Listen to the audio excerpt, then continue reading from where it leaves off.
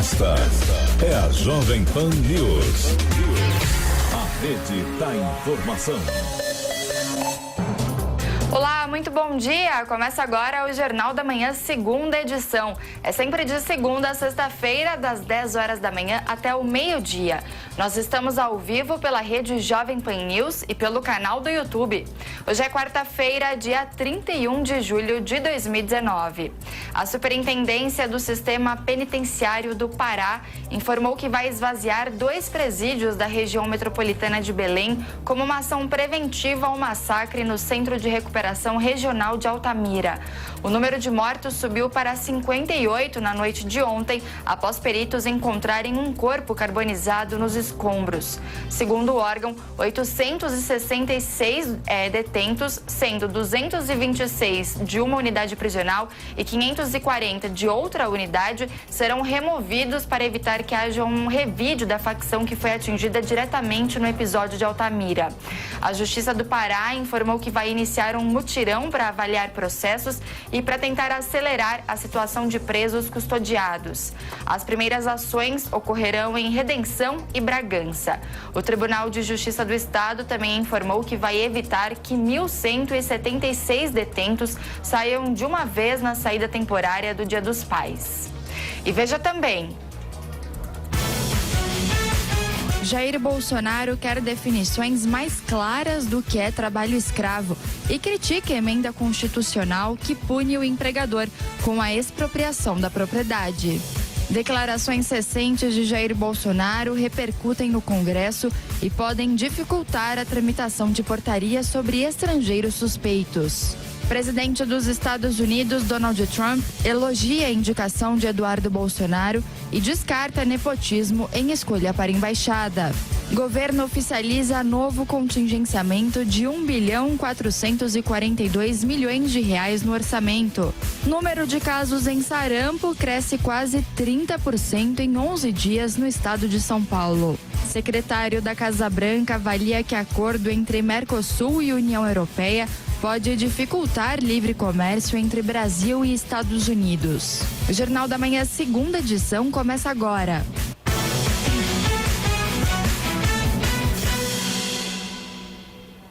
As declarações recentes do presidente Jair Bolsonaro estão repercutindo negativamente no Congresso Nacional e podem dificultar a tramitação da portaria que prevê a deportação de estrangeiros suspeitos.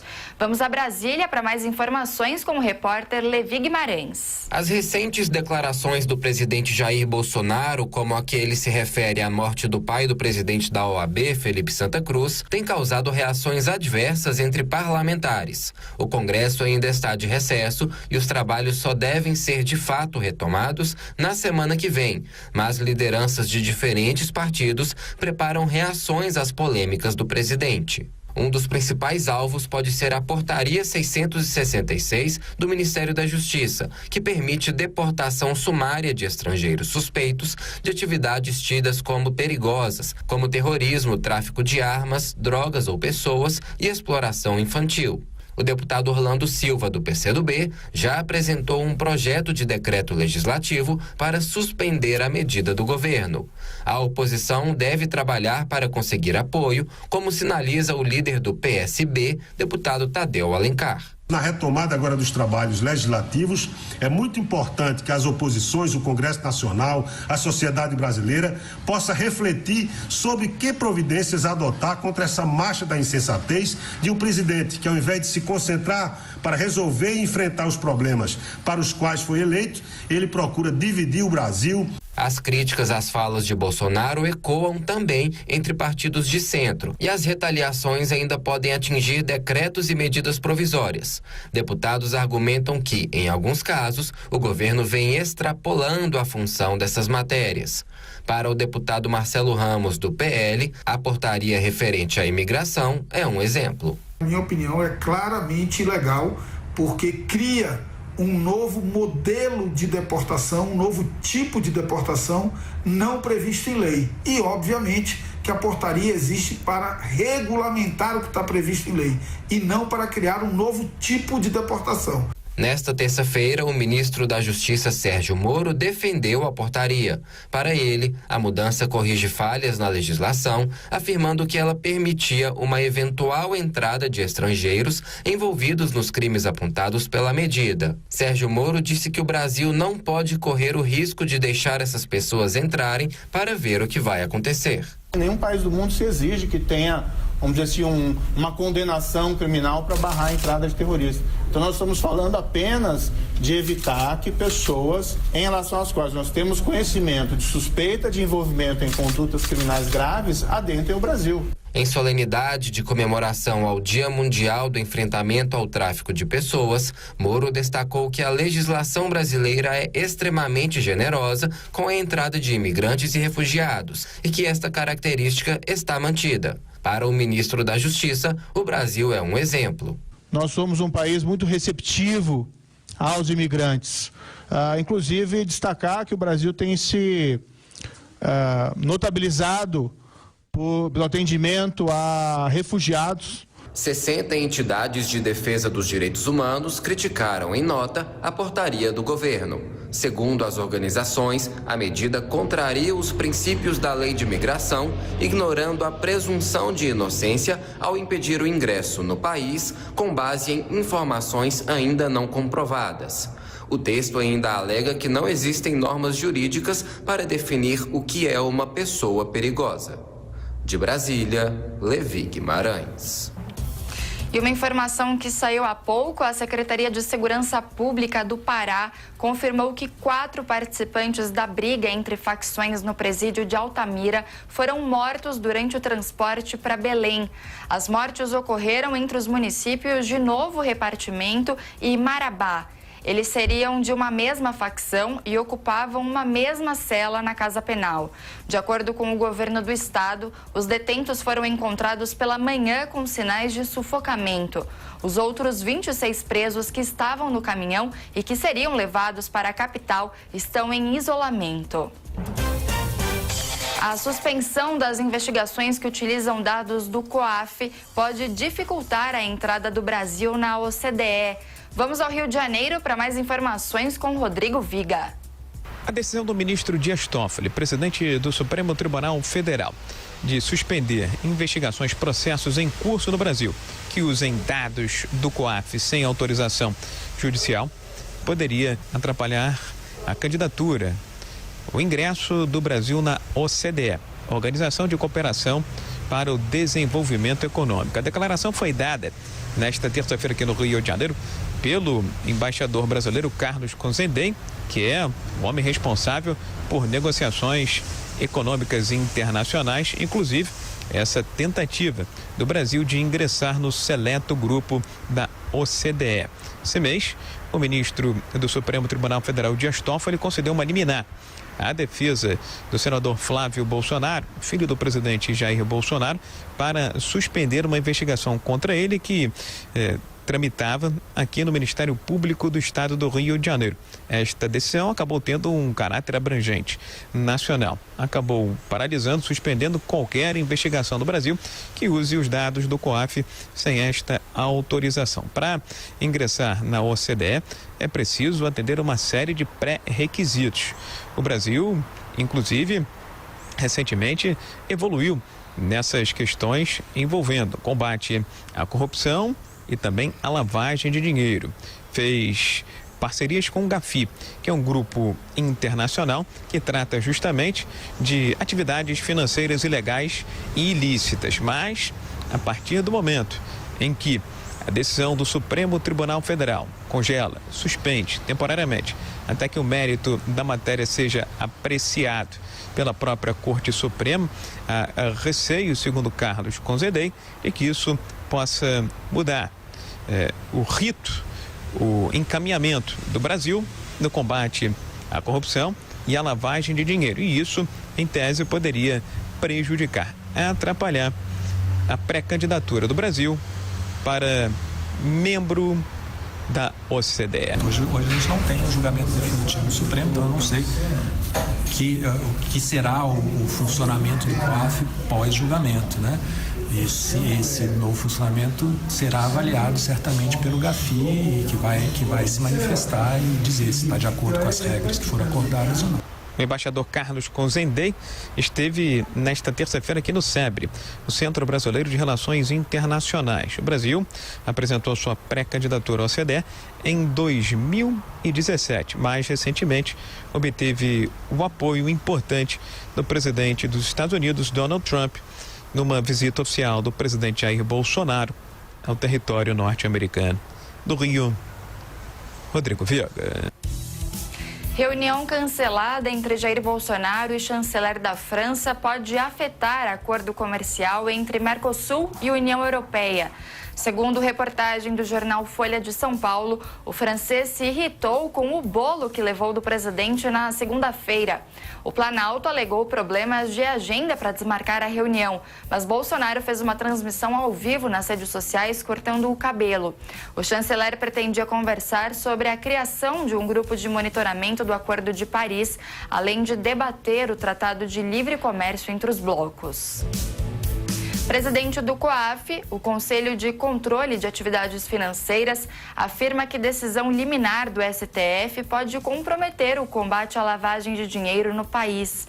Em entrevista ao jornal Estado de São Paulo, Roberto Leonel falou sobre a determinação de Dias Toffoli de suspender as investigações baseadas em dados de órgãos de controle.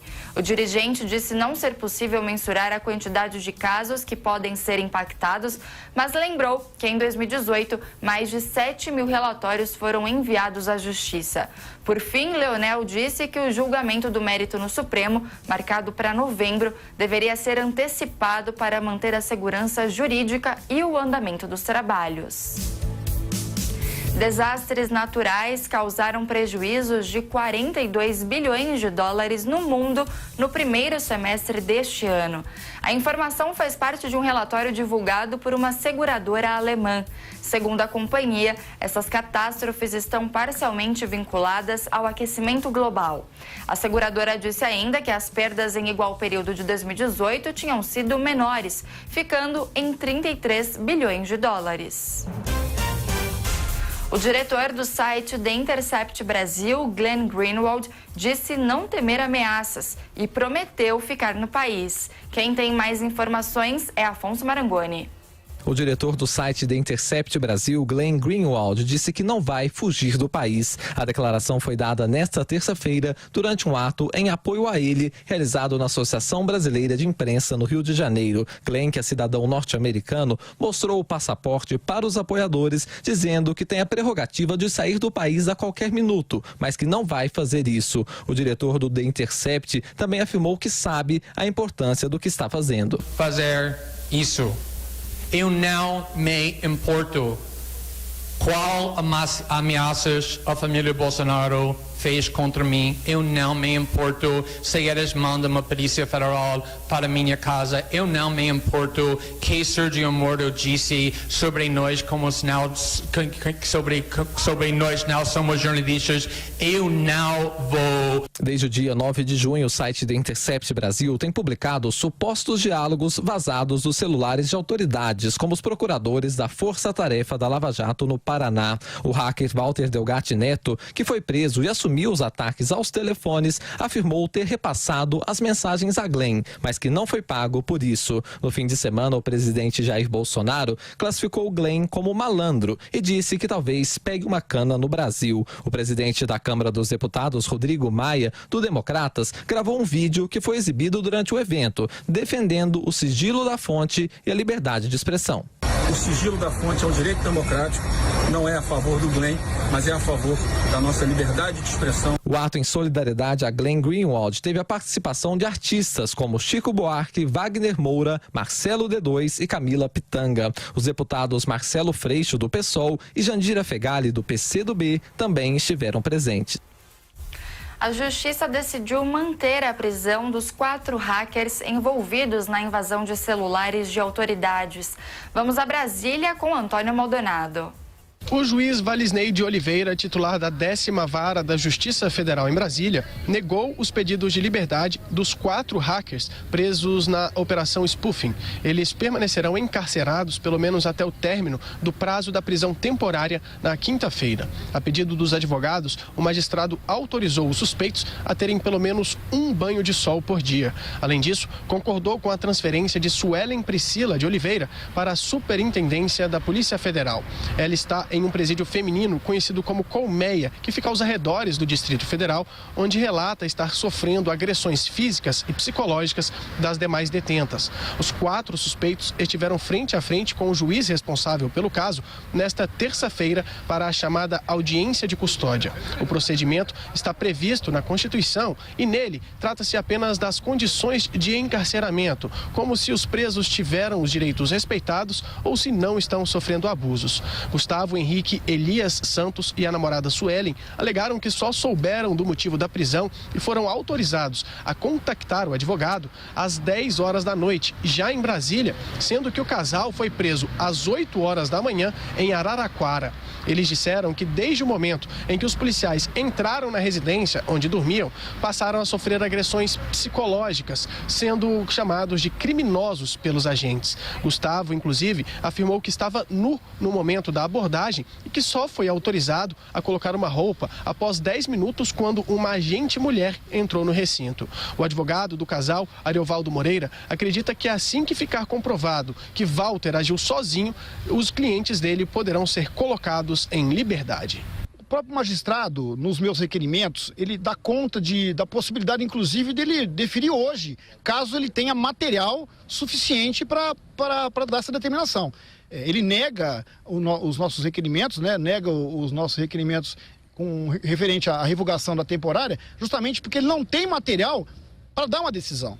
Já Walter Delgatti Neto e Danilo Cristiano Marques afirmaram que não sofreram qualquer abuso por parte dos agentes responsáveis pela abordagem. Os 4 presos afirmaram que voaram para Brasília algemados nos punhos e com uma cinta, o que provocou um questionamento do Ministério Público em relação ao procedimento adotado pela Polícia Federal. O fato é que eles permanecerão presos em Brasília até pelo menos quinta-feira, que é quando acaba o prazo da prisão temporária. Ao negar o pedido de liberdade apresentado pelos advogados logo após as audiências de custódia, o juiz Valisney de Oliveira argumentou que os elementos que o levaram a prorrogar a prisão temporária determinada no último sábado ainda não foram superados. Dentre esses argumentos apresentados pelo magistrado está justamente a possibilidade de que os suspeitos destruam eventuais provas de envolvimento com o caso.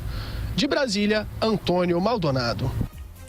Estados aguardam um posicionamento final do Congresso para decidir se fazem ou não uma reforma própria da Previdência.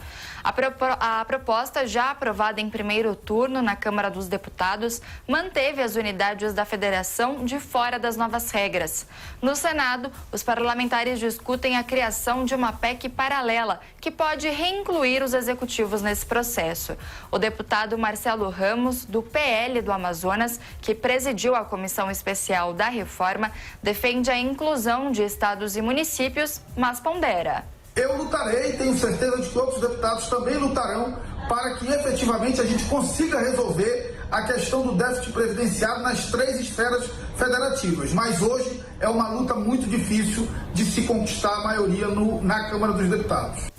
O secretário da Fazenda de São Paulo, Henrique Meirelles, lembra que o Estado já fez a lição de casa e, mesmo assim, tem problemas com a Previdência. No caso de São Paulo, existe um déficit importante, né, da Previdência. Aqui nós temos uma receita de 14 bilhões de reais prevista para 2019 e uma despesa de 36. Portanto, um déficit de 22 bilhões de reais. De acordo com Henrique Meirelles, São Paulo consegue manter um equilíbrio fiscal, apesar das dificuldades. Mas Rio Grande do Sul, Minas Gerais e Rio de Janeiro sofrem para fechar as contas. Neste ano, o déficit previdenciário dos regimes próprios dos estados vai chegar a 44 bilhões e 500 milhões de reais. Na volta do recesso, o Senado deve analisar um projeto de lei que pode incluir a avaliação psicológica de mulheres grávidas na lista de exames do pré-natal. Mariana Jangiacomo.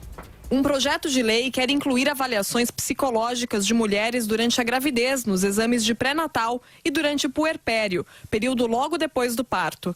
O objetivo é identificar a tendência à depressão pós-parto e encaminhar as pacientes para aconselhamento e psicoterapia. O projeto, de autoria do deputado federal Célio Silveira, foi aprovado na Câmara dos Deputados e está em tramitação no Senado. A psicóloga e professora do curso de pós-graduação em Psicologia da Saúde da Universidade Metodista de São Paulo, Miriam Benincasa Gomes, diz que a ideia é interessante, pois leva em conta a saúde mental das mulheres. Essa proposta ela se sustenta no conceito de saúde da Organização Mundial de Saúde, em que saúde é o mais completo bem-estar físico, psíquico e social e não só a ausência de doenças. Então, se a gente quer avaliar a saúde, a gente tem que avaliar todos esses aspectos. Então, físico, psicológico, social. E aí a gente entende se a pessoa está saudável. A psicóloga afirma que muitas mulheres dão sinais de que podem desenvolver depressão pós-parto ainda durante a gravidez, mas só um profissional especializado pode identificar e interpretar esses sinais da maneira correta. Os fatores de risco, eles existem, a gente pode identificar, mas eles não são muito evidentes necessariamente. Então, tem fatores de risco que são muito sutis. Então, o profissional tem que estar bem treinado para poder identificá-los e assim encaminhar para uma intervenção bem sucedida.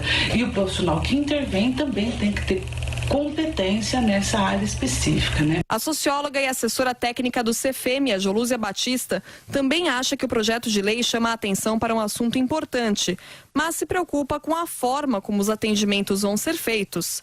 Ela também questiona se todas as mulheres vão ter acesso às avaliações e aos tratamentos de psicoterapia. Ao mesmo tempo que aparece um PL como esse, é proposto, está em tramitação, a gente fica se perguntando quais as mulheres terão acesso a esse tipo de serviço. Jolúzia Batista também lembra que o projeto não pode ser usado como justificativa para, de alguma forma, identificar e punir ou constranger mulheres que decidem não ter filhos ou ter filhos mais tarde, fora do que é um arranjo tradicional.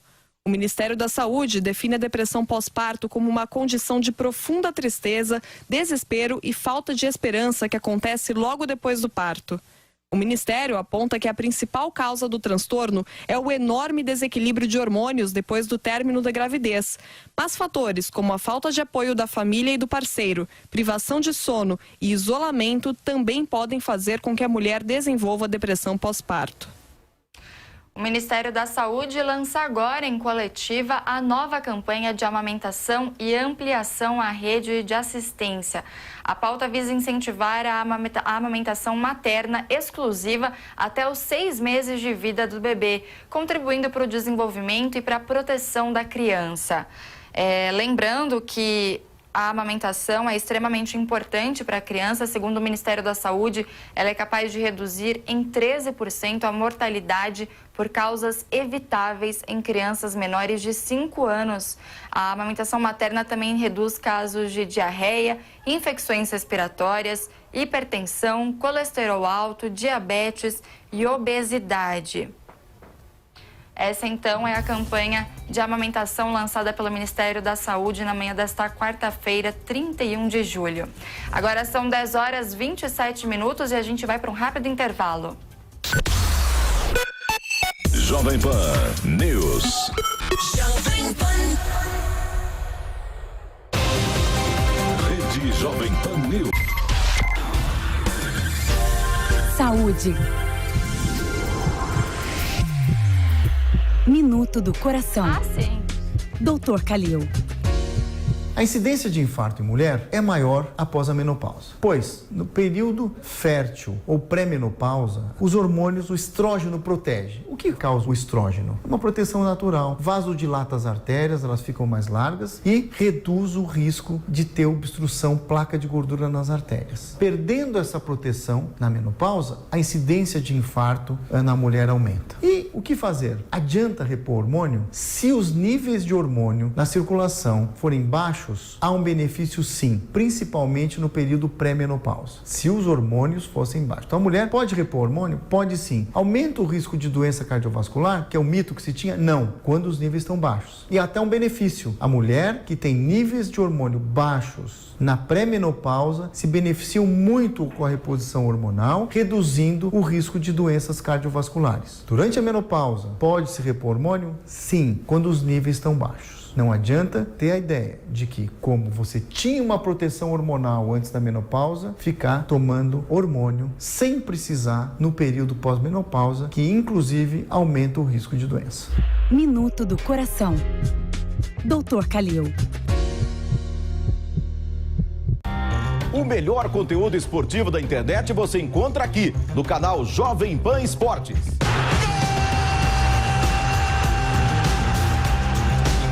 Uma programação completa para você saber de tudo o que acontece no mundo do futebol. Aqui tem muita discussão, informação e muito bom humor. O cara espera um do jogo do Corinthians, inteiro, né? Sabe que eu não gosto desse negócio de ficar mexendo em time toda hora. Já não tem time. Tá uma bagunça na diretoria. Você participa aí com a gente no nosso chat do YouTube. A melhor equipe esportiva do rádio, agora também em vídeo. E também o Máquinas na Pan, com motorsports e os principais lançamentos da indústria automotiva, com muita tecnologia, conectividade e mobilidade urbana. Vem com a gente, futebol é aqui na Jovem Pan.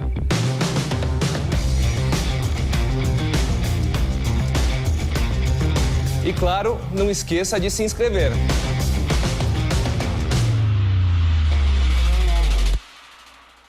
E aí, quer ficar ligado em tudo que acontece no mundo do esporte? No Camisa 10 você tem as principais notícias do seu time do coração. Com toda a credibilidade da Jovem Pan e, claro, sem perder o bom humor.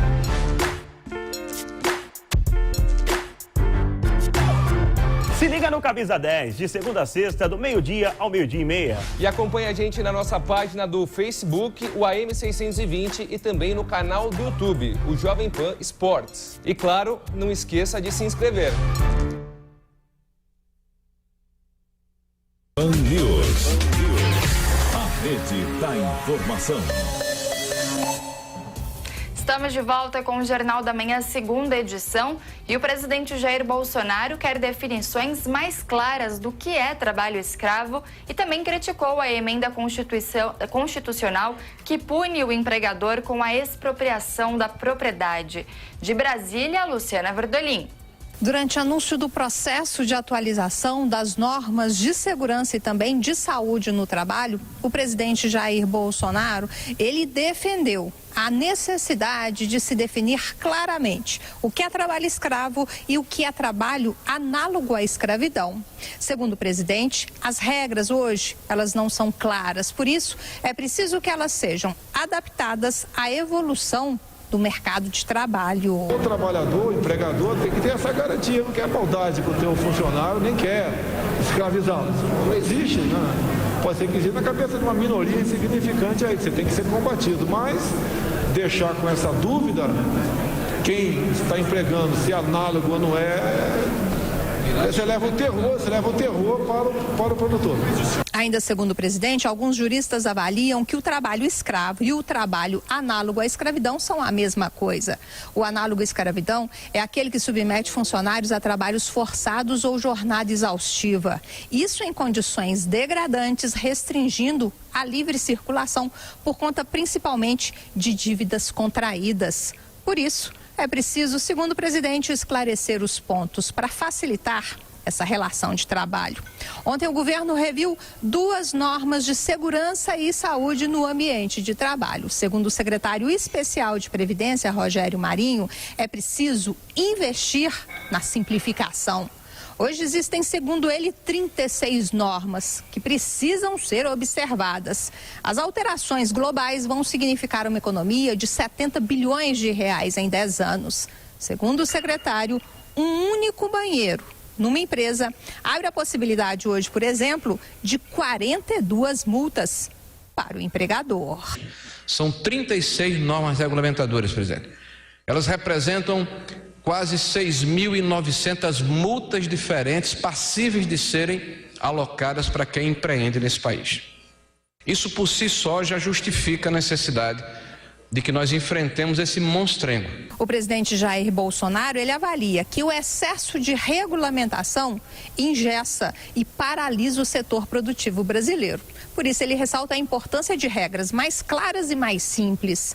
As alterações anunciadas, segundo o governo, foram negociadas com empresários e também trabalhadores e deverão beneficiar principalmente as micro e pequenas empresas. O presidente da Fiesp, Paulo Scaff, no entanto, avalia que as medidas, na verdade, beneficiam a todo mundo. Todo mundo que quer trabalhar, a começar do trabalhador.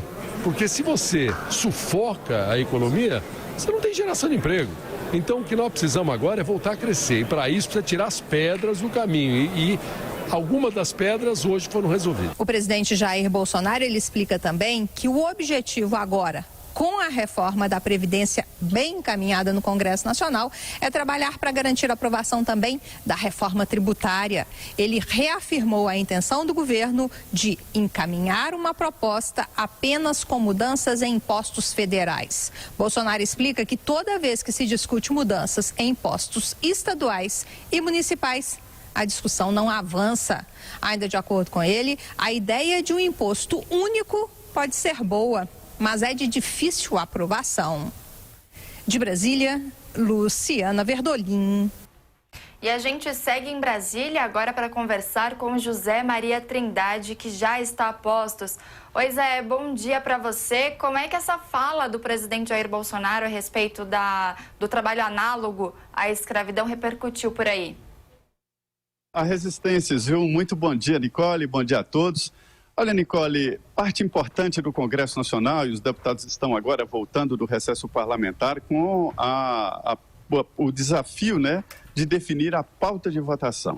O Congresso agora está mais livre, o presidente da República já não faz tanta pressão assim como os governos anteriores, e daí esta responsabilidade nova de definir, inclusive, a pauta de votação que era sequestrada pelo Palácio do Planalto.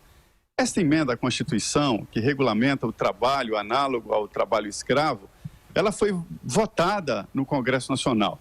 Mas hoje esta maioria pode ter mudado de lado, mas não o suficiente para mudar a Constituição neste sentido. O que o presidente pode fazer é uma regulamentação da fiscalização e afrouxar um pouco.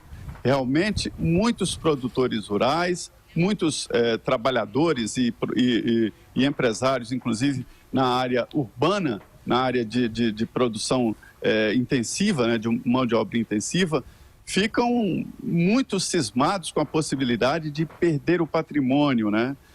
Fazenda, onde há o trabalho escravo, segundo a legislação, é imediatamente transferida para a reforma agrária, né? É expropriada. É um caso raro em que a Constituição usa exatamente esse termo de expropriação. Então, a situação não é tão clara assim no Congresso Nacional e os líderes dizem que não há maioria para votar, embora haja um segmento importante do Congresso que quer exatamente mudar essa regulamentação e desregulamentar a legislação trabalhista. Em comparação com outros países, há uma superregulamentação. Os contratos entre as partes não valem porque a legislação não permite esse acordo. Esta é a situação. Agora, sobre a reforma tributária, o presidente Jair Bolsonaro disse ao presidente da Comissão Especial da Câmara, o deputado Hildon Rocha, de que é preciso aprovar a reforma. Só que existem 4 projetos de reforma tributária. Um do Senado, que é o projeto do ex-deputado Luiz Carlos Raul, que foi adotado, vamos dizer assim, pelo presidente do Senado. O do líder do MDB, Baleia Rossi, que ganhou a prioridade na Câmara. O projeto do governo e agora o projeto dos estados e municípios. Já com a experiência de que não pode ficar distante do debate no Congresso Nacional, os estados e municípios tentam aí se aproximar do debate da reforma tributária. E é por isso que secretários estaduais de Fazenda estão em reunião aqui em Brasília, viu, Nicole? Pode sair um novo projeto ou pelo menos ideia para os estados. O medo de perder a arrecadação é que faz estados e municípios irem contra qualquer proposta de reforma tributária. Mas agora a ideia é fazer projeções, jogar em computadores, em programas já estabelecidos, né? Por exemplo, o exercício de 2019 e verificar qual seria o encaminhamento dos impostos no processo atual, que está valendo, e num provável projeto que está sendo votado no Congresso Nacional. Aí todo mundo vai ficar sabendo como é que fica a arrecadação de cada setor. Quando fala em dinheiro, Nicole, a coisa fica difícil. Zé, a gente achava que com a aprovação no primeiro turno, né, as coisas já estariam mais encaminhadas aí para o segundo semestre em relação à reforma da Previdência, mas pelo visto não é bem assim, né? Brasília sempre é uma caixinha de surpresas em relação a isso. E não para. É a frase aqui, aquela história de a cada dia a sua agonia, porque um projeto para virar lei, realmente ele tem que ser debatido, tem que aceitar debates de todos os setores, né? Então, a reforma da Previdência, o segundo turno está marcado para o dia 6, a indicação é de que não haverá surpresa, vai para o Senado, né? E é por isso que a preocupação se volta agora para a definição da pauta imediata e do início do debate em plenário da reforma tributária. Zé Maria, só para a gente fechar, eu queria saber aí de você como é que ficaram as coisas depois que o presidente da Câmara dos Deputados, Rodrigo Maia, soltou um vídeo em apoio ao jornalista Glenn Greenwald do site The Intercept Brasil. Esse caso repercutiu também por aí ou não, nem tanto? O presidente da Câmara, Rodrigo Maia, ele desenvolveu uma habilidade muito especial, Nicole, de saber exatamente para onde vão os líderes dos partidos. Ele sabe que Lava Jato, Ministério Público, ministro Sérgio Moro, não são exatamente assuntos populares. Daí ele firmou uma posição que é o pensamento médio do Congresso Nacional.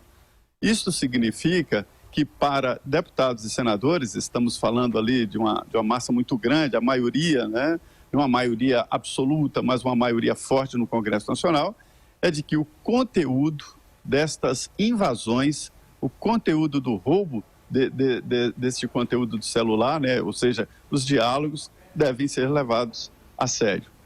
Esta é a ideia geral.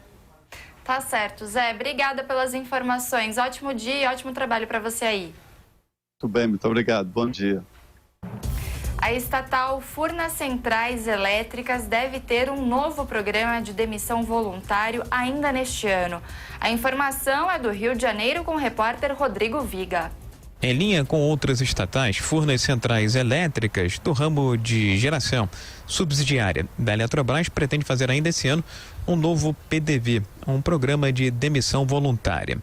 O presidente da empresa, Luiz Carlos Sioc, afirmou nesta terça-feira, em um café da manhã com jornalistas, que o objetivo é reduzir ainda mais o quadro de funcionários. No passado, Furnas chegou a ter cerca de 6 mil empregados, entre funcionários concursados e contratados. Hoje, conta com 4 mil pessoas, 3 mil empregados concursados e 1.000 contratados. O objetivo, segundo ele, traçado por uma secretaria de estatais do governo, é reduzir o quadro de funcionários para 2.751. Não há um prazo para que isso aconteça, mas é preciso fazer um esforço nessa direção através da maior automação das instalações e também do aumento da produtividade em Furnas. O presidente de Furnas Centrais Elétricas falou também nesta terça-feira sobre a mudança de endereço. Furnas vai deixar a sua tradicional sede na Rua Real Grandeza, em Botafogo, Zona Sul do Rio de Janeiro, e vai ocupar um prédio que até bem pouco tempo foi a sede da mineradora Vale, no centro do Rio de Janeiro.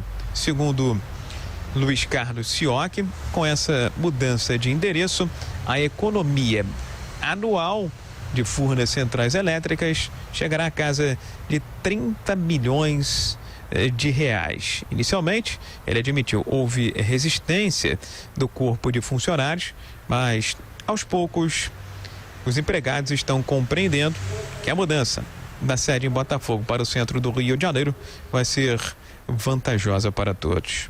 Eu acho que essa resistência diminuiu muito. Logicamente Os aspectos sentimentais a gente comenta logo mais, mas logicamente, veja só, 80% da nossa população aqui de Furnas mora Zona Norte, Baixada e do outro lado da ponte.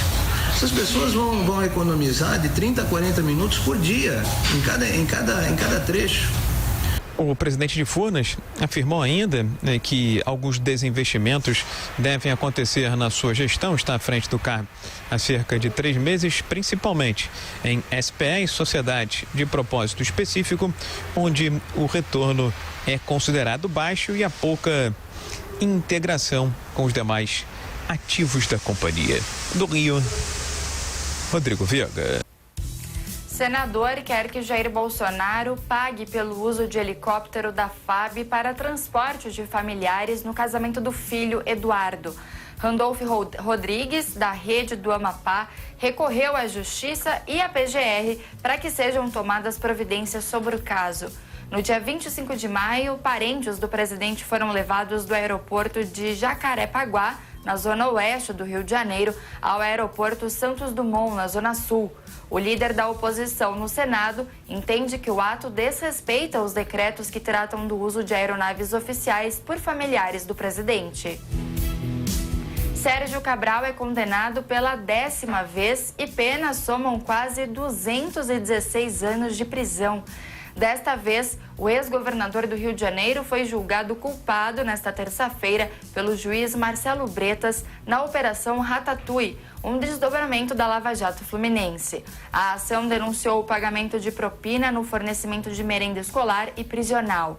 Além de Cabral, Luiz Carlos Bezerra, operador financeiro do ex-governador, e o empresário Marco Antônio de Luca também foram condenados. Janaína Pascoal protocola pedido de impeachment do ministro do Supremo Tribunal Federal, Dias Toffoli, no Senado. A deputada estadual de São Paulo entrou com a representação após o presidente do STF mandar suspender investigações com dados de órgãos de controle. O documento também é assinado por integrantes do grupo Ministério Público Pró-Sociedade e foi entregue nesta terça-feira ao presidente do Senado, Davi Alcolumbre. No texto, a parlamentar destaca que a medida de Toffoli é criminosa e contraria a Constituição Federal. O prazo para renegociação de dívidas com o FIES foi prorrogado até o dia 10 de outubro. Vinícius Moura. O Ministério da Educação prorrogou o prazo para a renegociação de dívidas do FIES. Agora, os estudantes têm até o dia 10 de outubro para fazer um novo acordo. A decisão foi publicada no Diário Oficial da União desta segunda-feira. Segundo o MEC, mais de 500 mil alunos se encaixam nesta situação. Somando todos os débitos, o valor chega a mais de 11 bilhões e 200 milhões de reais. Os estudantes podem parcelar a dívida em até 48 meses. Para aderir à renegociação, eles devem ter firmado o contrato com o FIES até o segundo semestre de 2017, estar com as parcelas atrasadas em no mínimo 90 dias e ter contratos em fase de amortização. O aluno deverá pagar R$1.000 ou 10% da dívida, o que for maior, e aí procurar a instituição bancária onde o vínculo foi assinado. O contrato também não poderá ser objeto de ação judicial. O número de casos de sarampo cresceu quase 30% em 11 dias no estado de São Paulo. Quem tem mais detalhes é o repórter Matheus Meirelles. Subiu para 633 o número de casos de sarampo no estado de São Paulo. O balanço foi divulgado nesta terça-feira pela Secretaria Estadual da Saúde. O crescimento foi de aproximadamente 30% em 11 dias. A maior parte dos registros ocorreu na capital paulista, com 484. Diante da explosão de casos, segue firme a campanha de vacinação na capital e em outras 14 cidades da Grande São Paulo, com o objetivo de imunizar 4.400.000 pessoas. Até agora, cerca de 800 mil doses da vacina tríplice viral já foram aplicadas, o que corresponde a 18% da meta. O público-alvo são jovens de 15 a 29 anos de idade e mesmo quem já foi vacinado deve tomar novamente. Na capital, crianças com idades entre 6 meses e 1 ano também devem ser imunizadas. O infectologista do Hospital Emílio Ribas, Jean Gorenstein, alerta que é preciso tomar cuidado para não esquecer da segunda dose, necessária para a proteção completa. Aqueles adolescentes de 15 anos até adultos de 29 anos que tenham tomado uma dose só, são pessoas que desenvolvem formas mais brandas da doença, mas o pior, disseminam pelas pessoas ao seu entorno, especialmente aquelas que não estejam devidamente protegidas. Então, vacinar com 2 doses é fundamental. Gia Gorenstein lembra que as crianças com idades entre 6 e 12 meses precisam ser novamente vacinadas com 1 ano e com 15 meses. Para os grupos prioritários, não é necessária a apresentação da carteira de vacinação ou documento oficial. As doses estão sendo disponibilizadas nas unidades básicas de saúde, postos volantes em linhas de metrô e da CPTM, além do terminal metropolitano São Mateus da EMTU. O ministro da Justiça, Sérgio Moro, autorizou a atuação da Força Tarefa de Intervenção Penitenciária no Pará. Nani Cox. O grupo vai participar de atividades de guarda, vigilância e custódia de presos por 30 dias. Os detentos que participaram do confronto no Centro de Recuperação Regional de Altamira deixaram a cidade na terça-feira. O governo determinou a transferência de 46 presos com o objetivo de tirar do mesmo ambiente integrantes de grupos rivais. De acordo com o governador Helder Barbalho, os presos foram levados para Belém antes de serem encaminhados aos presídios. 16 vieram por meio aéreo e 30 por meio rodoviário para os novos locais onde estes estarão cumprindo as suas penas. 8 irão para presídio federal, outros 8 para isolamento e os outros 30 estarão em outras casas penais. O governador Helder Barbalho também informou que o governo vai destravar as obras de 5 novos presídios que devem abrir mais de 2.000 vagas até o final do ano. Além dessas medidas, o governo do Pará dará posse a 485 agentes penitenciários no próximo sábado. A nomeação faz parte das ações para melhorar a gestão e segurança nos presídios do estado, determinadas pelo executivo. Ao ser perguntado sobre reforçar a segurança na unidade prisional depois do confronto, o presidente Jair Bolsonaro disse para perguntar às vítimas dos que morreram. Presídio no Pará! O presídio no Pará, presidente! Vai reforçar? Pergunta, o do Pará pergunta para as vítimas que morreram lá, o que eles acham? Depois que ele responder, eu respondo vocês. O confronto foi resultado de disputas de território dentro da unidade prisional. Perto das 5 horas da manhã desta segunda-feira, líderes do Comando Classe A colocaram fogo em uma cela de integrantes do Comando Vermelho. Segundo a Superintendência do Sistema Penitenciário do Pará, a unidade tem estrutura de alvenaria e, por isso, as chamas se alastraram rapidamente. Os presos que iniciaram a briga não fizeram uso de arma de fogo, apenas facas improvisadas. Pelo menos 10 corpos já foram reconhecidos por familiares e liberados pelo Instituto Médico Legal de Altamira. Este já é o maior massacre em prisões do ano de 2019 e o segundo maior da história, atrás somente do Carandiru. A Polícia Civil de São Paulo quer saber se a modelo Nájila Trindade mentiu ao denunciar o atacante Neymar por estupro. Marcela Lorenzito. A Polícia Civil vai investigar se houve falsa comunicação de crime por parte da modelo que acusou o jogador Neymar de estupro.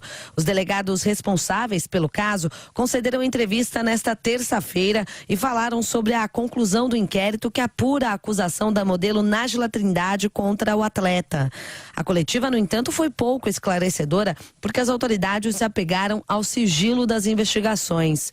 O delegado Albano Fernandes, diretor do Departamento de Polícia Judiciária da capital, o DECAP, explica que a polícia vai apurar se houve denunciação caluniosa. Daqui para frente, baseado nessas conclusões que a polícia teve, nós vamos tocar os outros fatos para ver se realmente houve uma denunciação caluniosa, houve uma falsa comunicação de crime, enfim, tudo aquilo que esses fatos percorreram. Então existe essa investigação, sim. O inquérito foi finalizado na noite de segunda-feira pela delegada Juliana Bussacos, da 6ª Delegacia de Defesa da Mulher. A responsável por analisar o caso entendeu que não houve elementos suficientes para indiciar Neymar pelo crime de estupro. Ao longo da investigação, eu concluí a investigação na data de ontem e deliberei por não indiciar o investigado por ausência de elementos suficientes para tanto. Para chegar à conclusão do inquérito, a delegada Juliana afirma que foram analisados o laudo sexológico, fichas de atendimento médico e laudos dos aparelhos eletrônicos obtidos pelas autoridades.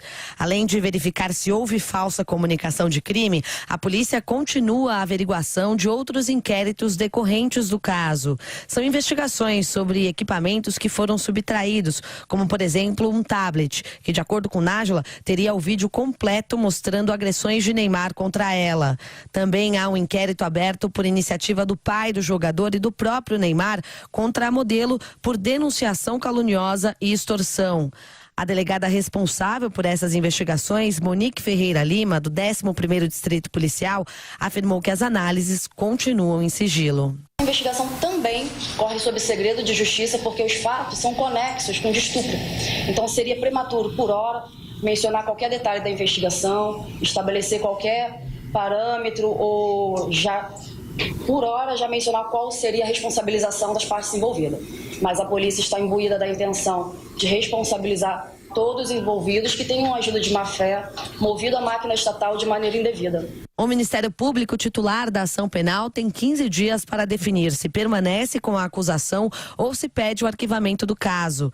Procurada, a defesa da modelo Nájila Trindade não retornou o contato da Jovem Pan até o fechamento desta reportagem. E o assunto agora é economia. O IBGE divulgou mais cedo os dados do desemprego no país e quem vai falar sobre isso comigo aqui no estúdio é Denise Campos de Toledo. Oi, Denise, bom dia. Bom dia, Nicole. É um dado positivo, né? Finalmente. Aliás, nós tivemos aí 3 apurações consecutivas aí da PNAD, do IBGE, que mostraram dados positivos, só que nas outras foram números muito modestos, assim, que nem trouxeram maior ânimo. Desta vez fez diferença o levantamento no que se refere à queda do desemprego. A taxa foi para 12% no trimestre encerrado em maio. No trimestre até março estava em 12,7% e houve aumento da oferta de vagas nas várias modalidades. Cresceu carteira assinada, a expansão foi de 0,9% sobre o trimestre anterior. Cresceu também trabalhadores por conta própria, aí nós tivemos um recorde, houve crescimento de 1,6% sobre o trimestre anterior e empregados sem carteira, a expansão foi de 3,4%, isso quer dizer na informalidade, né? Então, a gente tem uma recuperação de mercado de trabalho. Agora, a estimativa são de 12,8 milhões de desempregados. Antes estava em 13 milhões. Agora, o problema é a composição. Você teve um aumento da informalidade, de trabalhadores por conta própria, que na verdade muitas vezes são empreendedores individuais, que trabalham para uma empresa, mas com esse tipo de contratação. Isso acaba acarretando uma perda de renda em boa parte dessas opções de contratação. E houve uma queda do rendimento médio de 1,3% no trimestre encerrado em março, portanto, trimestre anterior, e em relação ao ano passado, uma queda de 0,2%. Há uma recuperação do emprego, mas faltam empregos de melhor qualidade. Esse é um dado que tem de ser considerado, mas de qualquer modo, mesmo que seja na informalidade, você vê algum dinamismo a mais do mercado de trabalho que tende a colaborar no sentido de melhorar a atividade, tudo de uma forma muito modesta, né? Nós ainda estamos longe de uma situação satisfatória. Desemprego de 12,8 milhões de pessoas é muito alto e a subutilização representa aí 24,8% da força de trabalho, quase 1/4 da força de trabalho é subutilizada. Nesse contexto, entre as pessoas desempregadas, aquelas que estão trabalhando na informalidade, estão exercendo uma função que não é a que gostariam, trabalham menos horas do que gostariam de trabalhar. Isso geralmente se refere àqueles bicos que a pessoa vai fazendo enquanto não encontra uma boa colocação. E tem a questão ainda do desalento, que atinge 4,9 milhões de pessoas. Isso tem sido repetido aí nas várias apurações do IBGE, da PNAD, que são aquelas pessoas que continuam fora do mercado de trabalho, talvez até por não concordar com esse tipo de contratação. Então, a gente teve sim um dinamismo maior, uma redução do desemprego no geral, com carteira assinada também. A gente até falou dos dados do CAGED da semana passada, mas ainda temos um longo caminho até ter desemprego baixo mesmo. E, Denise, hoje também o Copom volta a se reunir, né, para decidir a taxa Selic. Qual que é a expectativa para essa reunião? Olha, nessa aumentou muito a aposta de um corte dos juros, que pode ser de 0,25 ou de meio ponto percentual. A taxa básica hoje está em 6,5% ao ano. Aliás, ela está assim há 16 meses. Nós atravessamos aquele período de eleições, de maior incerteza política. Depois houve toda a expectativa em torno da reforma da Previdência e o Banco Central foi adiando qualquer mexida, apesar de a inflação estar num nível muito baixo. baixo. A inflação é o que o Banco Central olha. Ele calibra os juros para tentar calibrar junto o consumo, evitando pressões inflacionárias, porque o objetivo do Banco Central é trabalhar com a meta inflacionária, que é manter a inflação oficial IPCA em 4,25%. É o ponto central, tem uma margem para cima ou para baixo, mas esse é o objetivo. E a inflação vem rodando bem abaixo dos 4,25%. Essa questão da reforma da Previdência sempre foi colocada pelo Banco Central, que quer ter maior segurança quanto ao ajuste fiscal antes de mexer nos juros, só que teve a votação em primeiro turno na Câmara, que teve uma votação muito favorável, não é? Mostrando uma margem que bem alta, exatamente, né? Acima do que era esperado até o apoio. Então se espera que não haja problemas em relação a esse projeto que já foi aprovado em primeiro turno, que ele seja votado agora em segundo e depois vá para o Senado também sem grandes modificações. Então tira de cena, em parte, a preocupação do Banco Central com relação a esse ajuste fiscal via reforma da Previdência. E tem a fraqueza da atividade, como a gente estava falando dos números do mercado de trabalho, a economia precisa de algum estímulo. Então, por menor que seja a variação da taxa básica de juros, por menor que seja o impacto efetivo que possa ter sobre o custo do crédito, sempre ajuda a criar um ânimo maior. Então os juros estão caindo e tem aquela animação relacionada a dados positivos, como tem com a liberação do fundo de garantia. Então são pontos aí que isoladamente tem pouco reflexo, mas no geral podem melhorar um pouquinho o ambiente para a atividade econômica. Obrigada, Denise, pelas informações. Bom dia. Bom dia, Nicole. Bom dia a todos. E o Jornal da Manhã, segunda edição, vai para mais um rápido intervalo e daqui a pouco nós estamos de volta. Jovem Pan News.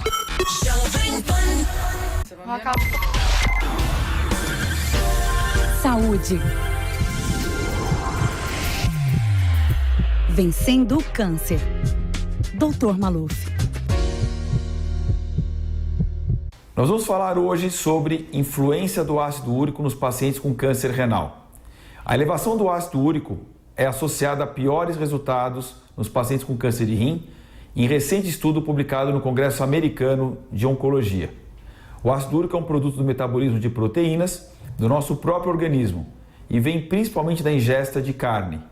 O seu aumento, condição chamada de hiperuricemia, traz problemas para os rins, articulações, pela deposição de cristais. O estudo avaliou os níveis de ácido úrico no sangue de mais de 900 pacientes operados de câncer renal. Em 25% deles estava aumentado após a cirurgia.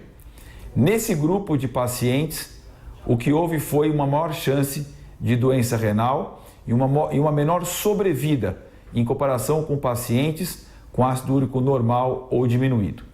Em contrapartida, o grupo com ácido úrico normal ou diminuído praticamente não teve uma evolução para uma doença renal crônica, como também anemia.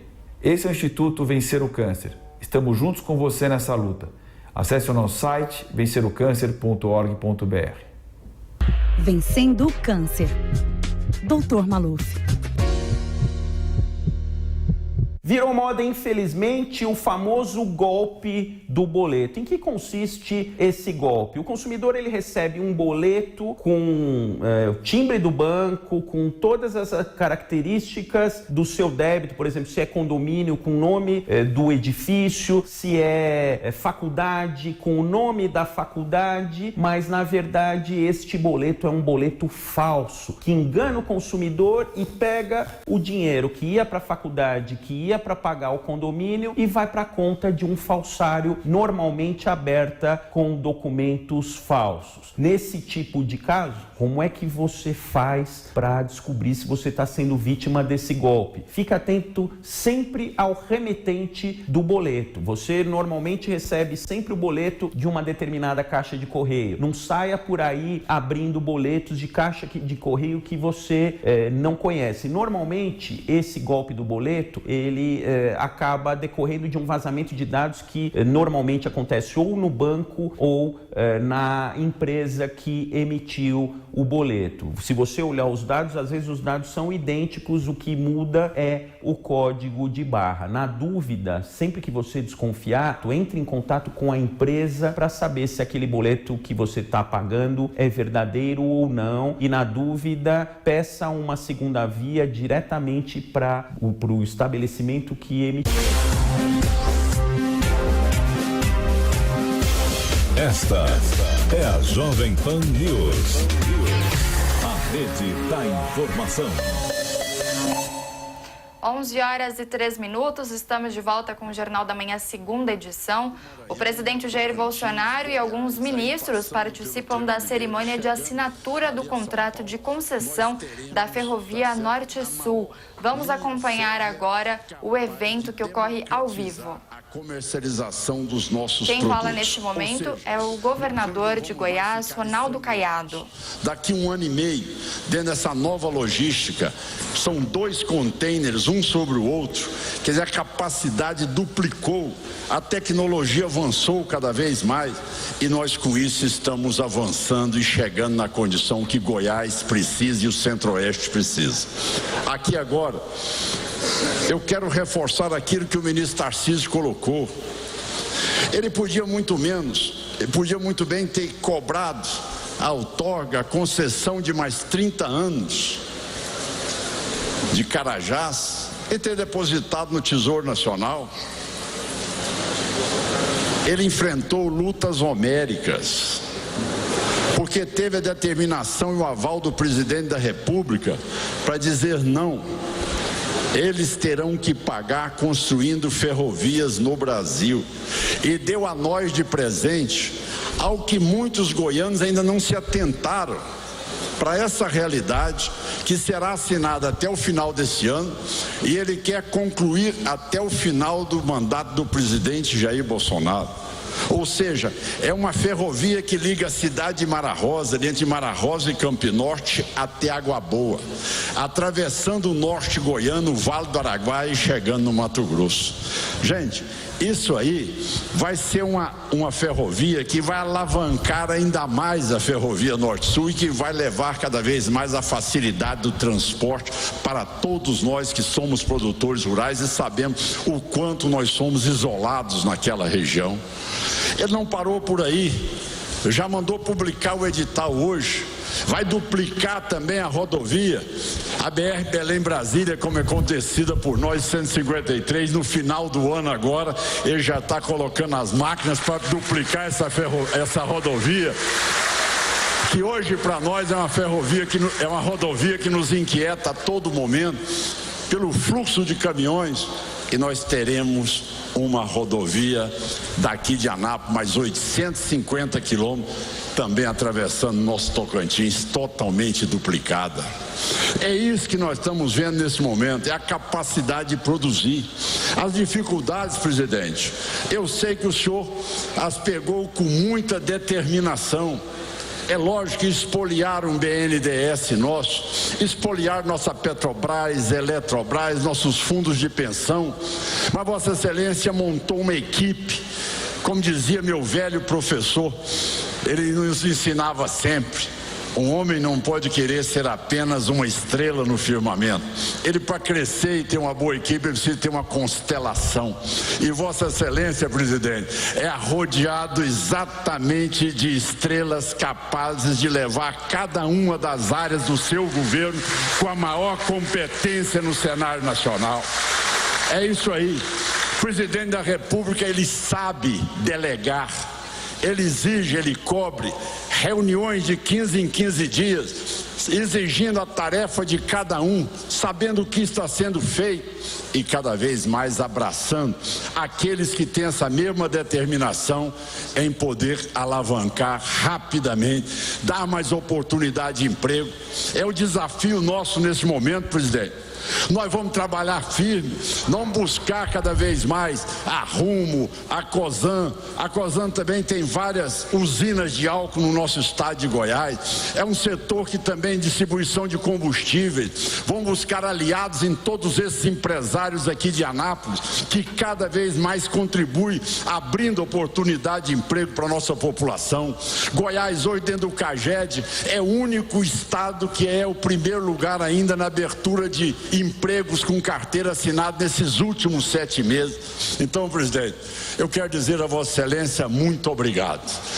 Muito obrigado mesmo. Tem sido um momento para nós, uma referência, e que depois de quase 25 anos juntos lá na Câmara dos Deputados, Vossa Excelência chega hoje à presidência da República, sabendo que Vossa Excelência carrega a esperança de um povo.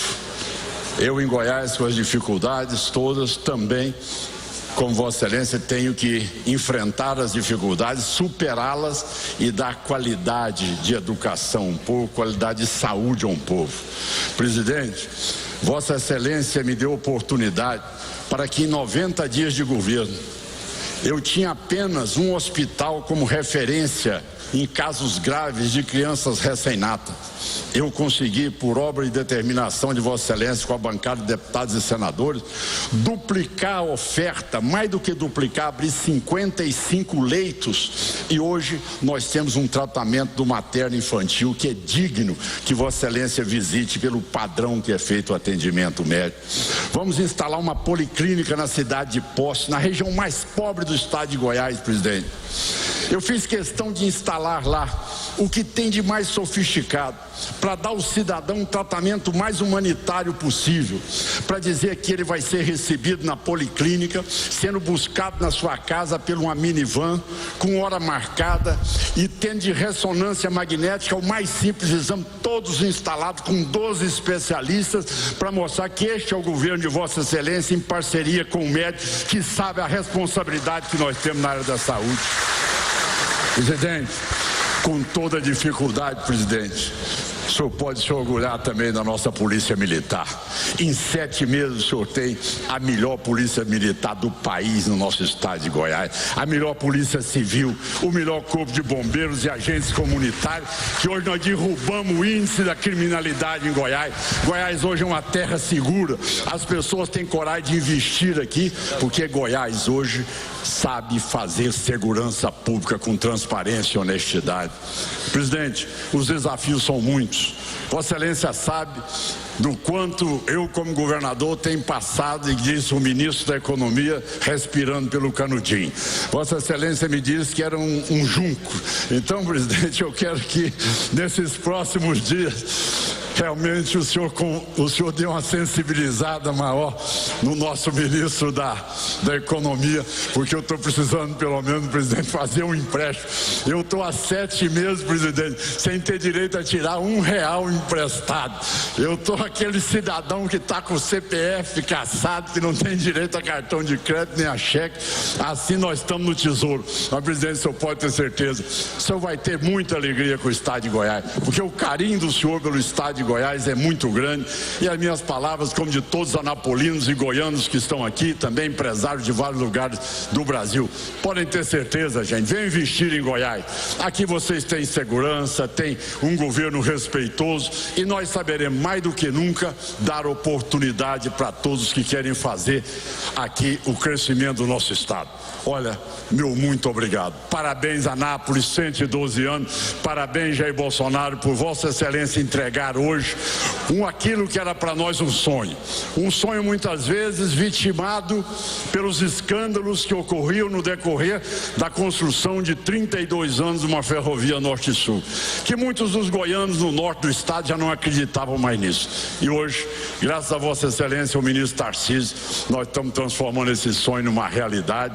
E a partir de agora a nossa ferrovia também da integração do centro-oeste, de Água Boa até Mara Rosa, depois a nossa duplicação da BR-153 e, além do mais, presidente, cada vez mais crescendo esse Goiás, e que dará muitas alegrias a Vossa Excelência, e nós saberemos responder. A nossa geração saberá responder que só agora nós tivemos direito de chegar ao poder. Nós vamos saber responder que nós temos governos honestos, transparentes, trabalhadores e que têm compromisso com a população do estado e não com alguns grupos de campeões que se criaram em 20 anos nesse país. Muito obrigado e um abraço a todos os senhores e senhoras.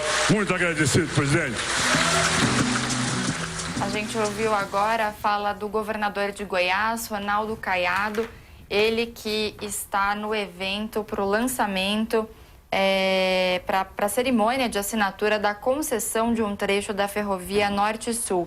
Essa ferrovia liga a cidade de Estrela do Oeste, em São Paulo, a Porto Nacional, no Tocantins, e tem atualmente 1.537 quilômetros. O contrato de concessão a ser assinado nesta quarta se refere ao trecho de 855 quilômetros entre Anápolis e Porto Nacional, chamado de Tramo Central. O presidente Jair Bolsonaro embarcou hoje rumo a Anápolis hoje mais cedo e participa aí da cerimônia junto com o governador do estado, Ronaldo Caiado. Um levantamento feito pela Sociedade Brasileira de Pediatria mostrou que nos últimos 9 anos o Brasil desativou quase 16 mil leitos de internação pediátrica. Leitos estes que eram destinados a crianças que precisam permanecer no hospital por mais de 24 horas. Para falar sobre esse assunto e esclarecer essa questão, está conosco o primeiro vice-presidente da Sociedade Brasileira de Pediatria. Oi, doutor, bom dia para o senhor. Muito obrigada por participar aqui da Jovem Pan. Bom dia, meus cumprimentos a todos vocês. É um prazer também. Doutor Clóvis, qual que é a situação, essa situação alarmante, né? A gente falou aí de quase 16 mil leitos pediátricos, mas esse número se refere ao SUS. É isso? E também qual que é a situação em relação à iniciativa privada, aos hospitais privados? Na realidade, o número é global. Ele se refere à redução de leitos de todas as características, público e privado, nesses 9 anos, né? E isso é preocupante em relação à medicina e principalmente em relação à pediatria. Nós estamos no século XXI, a ciência evoluiu, ela evolui constantemente. Nós temos condições de curar ou recuperar ou controlar doenças importantes das crianças e dos adolescentes, dos recém-nascidos, com a evolução científica. Nós sabemos como fazer isso cada vez melhor, mas precisamos dos leitos, né, para que a gente possa levar as crianças que necessitam de internação por um período um pouco maior. Então, redução de leitos significa a possibilidade reduzida de levar o melhor da evolução científica para as nossas crianças. Então, isso é preocupante no século XXI, não é? E a gente conversa agora, então, com o Dr. Clóvis Constantino, que é vice-presidente da Sociedade Brasileira de Pediatria. Dr. Clóvis, quais são os riscos dessa diminuição dos leitos? O que isso pode acarretar para a saúde dessas crianças? Olha, veja, nós temos aqui no Brasil doenças que frequentemente se impõem do ponto de vista de prevalência. Nós temos as arboviroses, a dengue, a chikungunya. Nós temos agora no inverno a pneumonia, as bronquites, as bronquiolites, que frequentemente são doenças que precisam de hospitalização para que elas possam ser bem controladas e curadas. Nós temos a questão relacionada aos recém-nascidos, pela qual nós conseguimos recuperar recém-nascidos prematuros, isto é, aqueles que nascem com menos de 37 semanas, nós conseguimos recuperá-los na sala de parto, mas precisamos dos leitos para que eles possam ter a sua complementação de tratamento ao longo dos dias subsequentes à recuperação após o nascimento, né? Então, são questões que nos preocupam, porque não adianta nós tratarmos pontualmente alguém se nós não pudermos dar continuidade do tratamento desse alguém num leito hospitalar quando isso se impuser, né? Então, realmente, a necessidade de se verificar a importância da existência de número de leitos adequados em pediatria, não só em pediatria, mas em toda a questão médica é fundamental, né? Nós não podemos prescindir de que ainda existem doenças que precisam de internação, principalmente em pediatria. O senhor pode falar de novo quais são essas doenças que exigem essa internação? O senhor comentou sobre a dengue, né, e outras. Quais seriam elas? Existe a dengue e nas suas formas mais graves que precisa de internação. A chikungunya, que é uma doença que é também uma arbovirose transmitida pelo mesmo mosquito, que no nosso país, infelizmente, temos isso, né? Além de tudo, agora nós temos aqui no Brasil, de forma surpreendente, mas não tão surpreendente, e a questão do sarampo voltando. E o sarampo é uma doença que pode se conduzir com gravidade, dando pneumonias, meningoencefalites em crianças pequenas. Nós precisamos de leito para cuidar dessas crianças. E agora nós estamos em pleno inverno e os pronto-socorros ficam lotados de crianças com bronquite, pneumonias, que eventualmente precisam de leitos hospitalares, não é? E nós não podemos ficar com uma criança aguardando no pronto-socorro a existência, o aparecimento de um leito. Eles têm que estar disponíveis. Existem lugares no Brasil onde, para se conseguir um leito, é necessário uma remoção de muitos quilômetros, e nesse trajeto a evolução da doença pode ser muito ruim. Então não se pode prescindir de leitos hospitalares. Eu nunca canso de lembrar do artigo 227 da Constituição, que diz que a criança e o adolescente são absolutas prioridades no nosso país, não só no que diz respeito à saúde, como também à educação, etc. E isso não está sendo observado com essa redução de 16 mil leitos em 9 anos. A gente sabe que, embora faltem, então, esses leitos, né, redução aí de 16 mil no Sistema Único de Saúde, no SUS, mas a gente sabe também que as demandas não deixam de chegar aos hospitais por causa disso. Como que os pediatras têm lidado com essa situação, com essa falta de infraestrutura? Eles têm que entrar em verdadeira maratona para conseguir, através dos órgãos de regulação, remoções, leitos em cidades mais distantes, eventualmente livres, não é? Enfim, isso implica em controles de regulação e remoção que, eventualmente, pode significar uma má evolução daquela doença que se pretende concluir com a criança internada, né? O inverno ele é pródigo em produzir doenças que precisam de internação, aqui na cidade de São Paulo, uma cidade poluída, etc., né?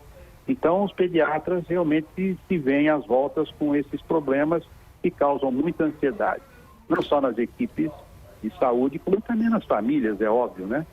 Uhum.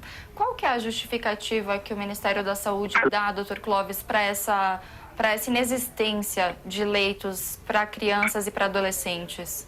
Olha, nós constatamos a redução, mas nunca fomos consultados para verificação se, do ponto de vista epidemiológico, era possível reduzir leitos aqui ou acolá, não reduzir em outros locais. Nunca fomos consultados, né? Nós sabemos que nós podemos inferir que isso tem a ver com questões de dotação orçamentária, mas não fomos consultados e não temos a intimidade dessa informação. Tá certo. Nós conversamos então com Clóvis Constantino, que é vice-presidente da Sociedade Brasileira de Pediatria. Dr. Clóvis, muito obrigada pelas informações e pela atenção aqui conosco da Jovem Pan. Um bom dia a todos e vamos em frente com o nosso país, que no século XXI merece uma atenção melhor dos governantes. E agora a gente volta a acompanhar aquele evento que ocorre em Goiás, porque o presidente Jair Bolsonaro está falando neste momento na cerimônia de assinatura do contrato de concessão da Ferrovia Norte-Sul. Vamos acompanhar. De Rondônia, temos o gás deles e queremos ampliar isso para facilitar a vida de quem quer empreender aqui no Brasil. Nós lançamos há poucos dias o projeto Energia Barata, Vila do Gás. O Tarcísio tem inaugurado obras que começaram lá atrás, mas se fosse outro governo, talvez estivessem paradas hoje em dia. Nós temos respeito para com o dinheiro público. O Tarcísio tem colocado também, obviamente, em comum acordo, porque os nossos ministros se falam, né, com o Ministério da Defesa, a construção, o asfaltamento de rodovias que interessam a todos nós no Brasil, como a rodovia 163 no Pará, entre tantas outras. Estamos andando por todo o Brasil, fazendo o que nós podemos fazer sem recurso, que pegamos um país quebrado, economicamente falando, um país onde a ética e a moral não tinha mais valor, um país onde a família tinha seus valores desgastados, um país que cada vez era mais dividido porque estava no poder, aquela velha máxima, dividir para vencer. Nós buscamos a união de todos e tenho certeza, com um povo maravilhoso desse que temos ao nosso lado, povo esse ao qual nós devemos lealdade, nós poderemos atingir os objetivos que todo aquele homem e mulher livres quer atingir. O Brasil tem tudo para dar certo. Ninguém tem o que nós temos. Ninguém teve ministros como eu tenho no momento. Ministros capazes, competentes, patriotas, que querem realmente buscar a solução dos problemas do Brasil. Se não fosse assim, será que estaremos aqui hoje? Será que teremos esperança ainda pela frente? Será que se o outro tivesse vencido as eleições, onde estaria agora? Com toda certeza na Venezuela, conversando com Maduro. É isso que nós pretendíamos para o Brasil? Absolutamente que não. Eu dou graças a Deus por estar vivo. Agradeço a muitos de vocês que pelas suas mãos me deram essa missão. E essa missão, tendo uma boa equipe do outro lado, servidores, trabalhadores e esse povo maravilhoso, ela será cumprida. Agradeço mais uma vez, para concluir, a confiança do Rubens Ometo, presidente da Rumo, e do Grupo Cosan, por essa maravilhosa obra. Estou muito feliz, apesar das dificuldades, de estar sendo útil para esse grande país chamado Brasil. Meu muito obrigado a todos e que Deus abençoe a nossa pátria.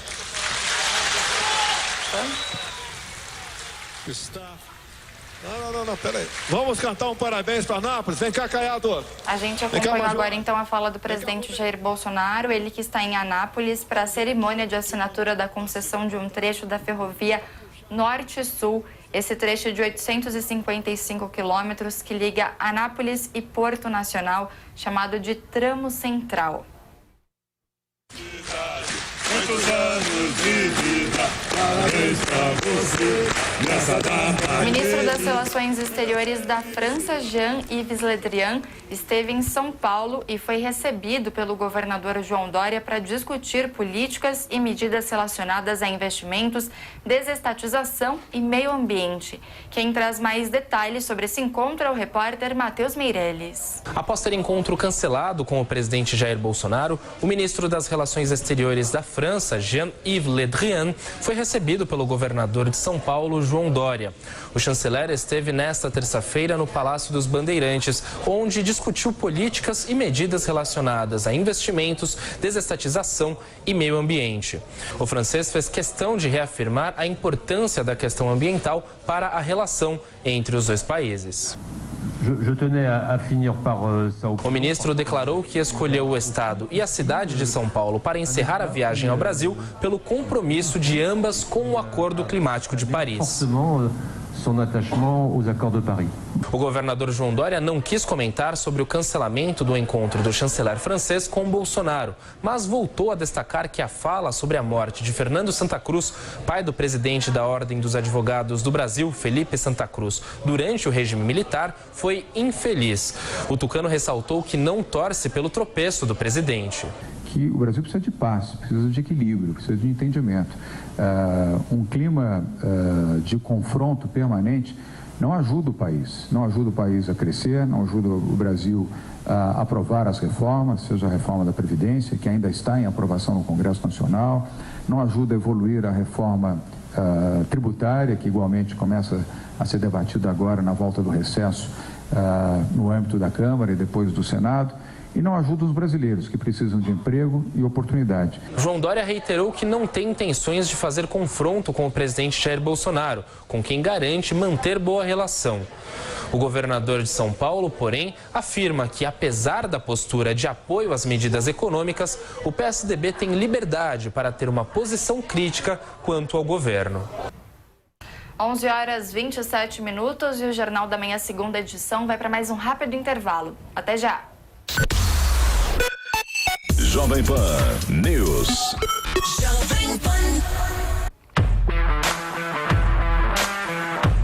Esse é o canal Jovem Pan News no YouTube.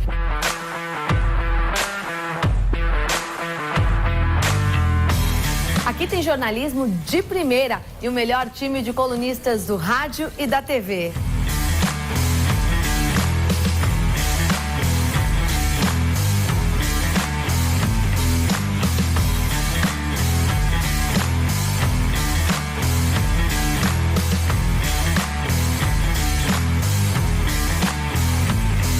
Tem debates, discussões e cobertura dos principais acontecimentos do país, além dos seus programas favoritos da Jovem Pan.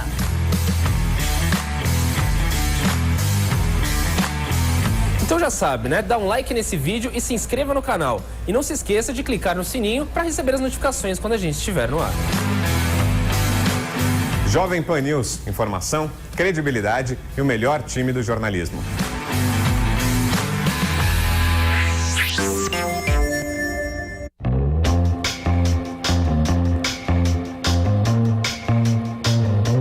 Sabia que você pode ter toda a programação da Jovem Pan a hora que quiser, com um só toque? Os principais acontecimentos do Brasil e do mundo, onde você estiver.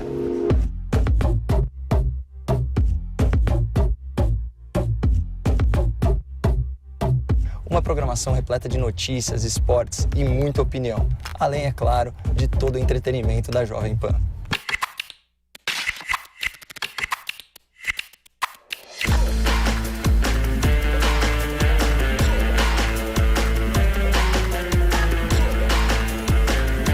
Web rádio para você ouvir o que quiser, na hora que quiser. E também os podcasts de toda a nossa programação.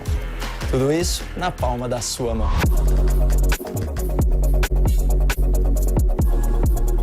Programação 24 horas por dia, para que você tenha informação de qualidade em todo lugar.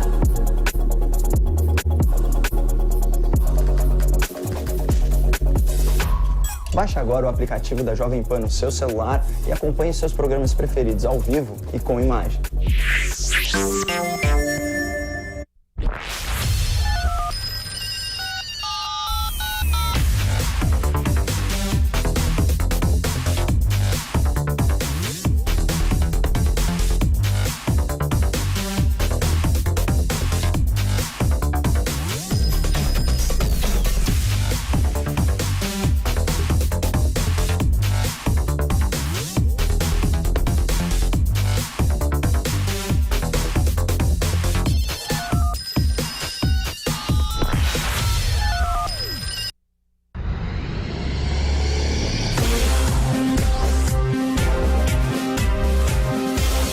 Esta é a Jovem Pan News.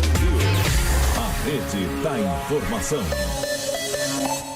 Estamos de volta com o Jornal da Manhã, segunda edição, e após polêmica com ativistas do movimento negro, o presidente dos Estados Unidos, Donald Trump, foi alvo de protestos durante um discurso no estado da Virgínia.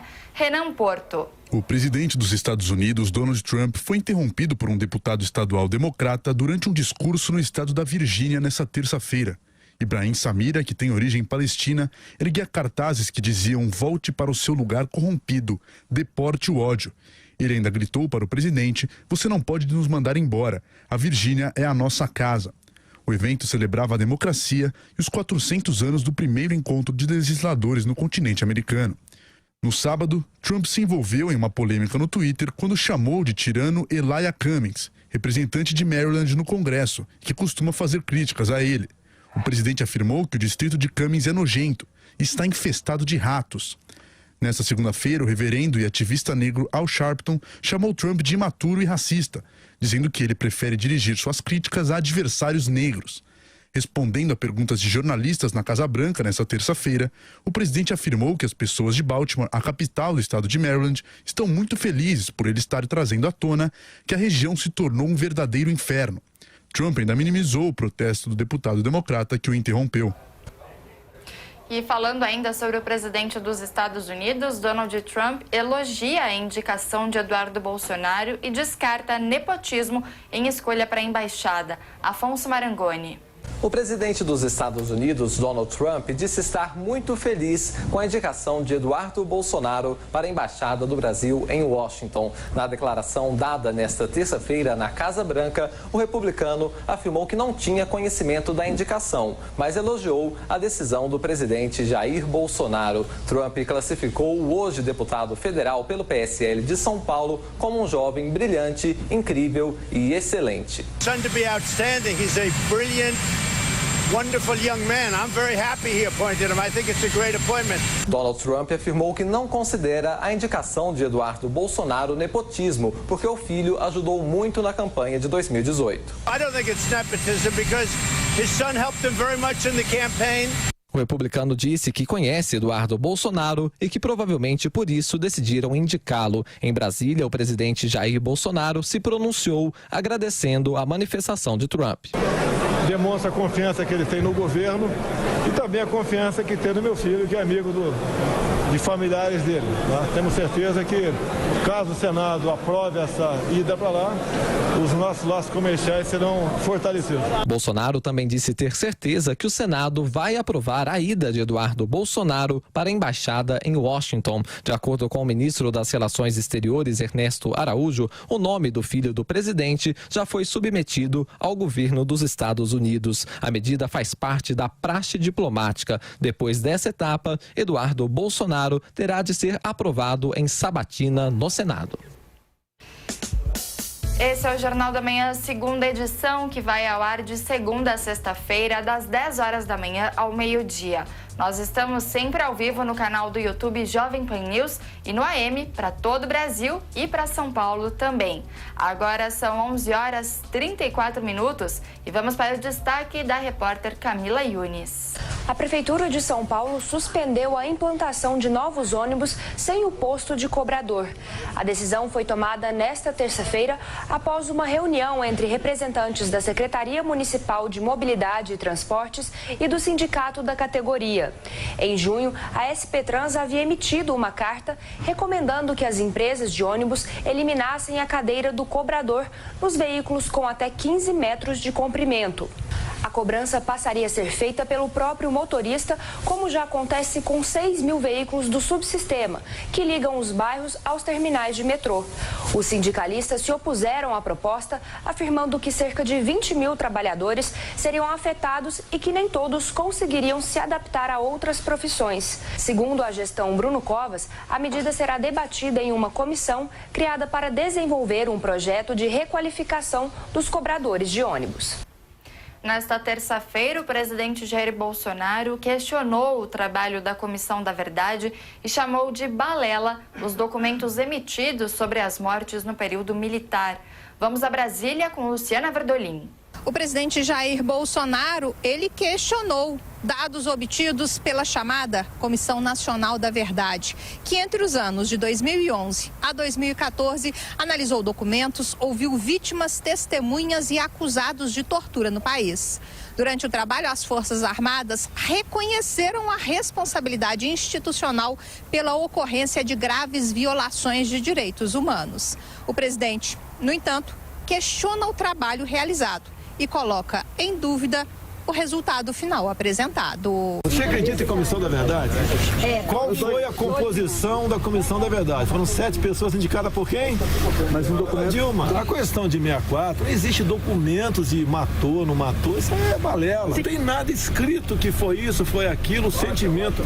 Tá nas fitas de ontem, meu sentimento era esse. A nova polêmica em torno dos desaparecidos políticos durante a ditadura militar no país começou na última segunda-feira, quando o presidente Jair Bolsonaro afirmou que, por vivência, sabia o que tinha acontecido com o pai do presidente da OAB, Felipe Santa Cruz, que desapareceu em 1974.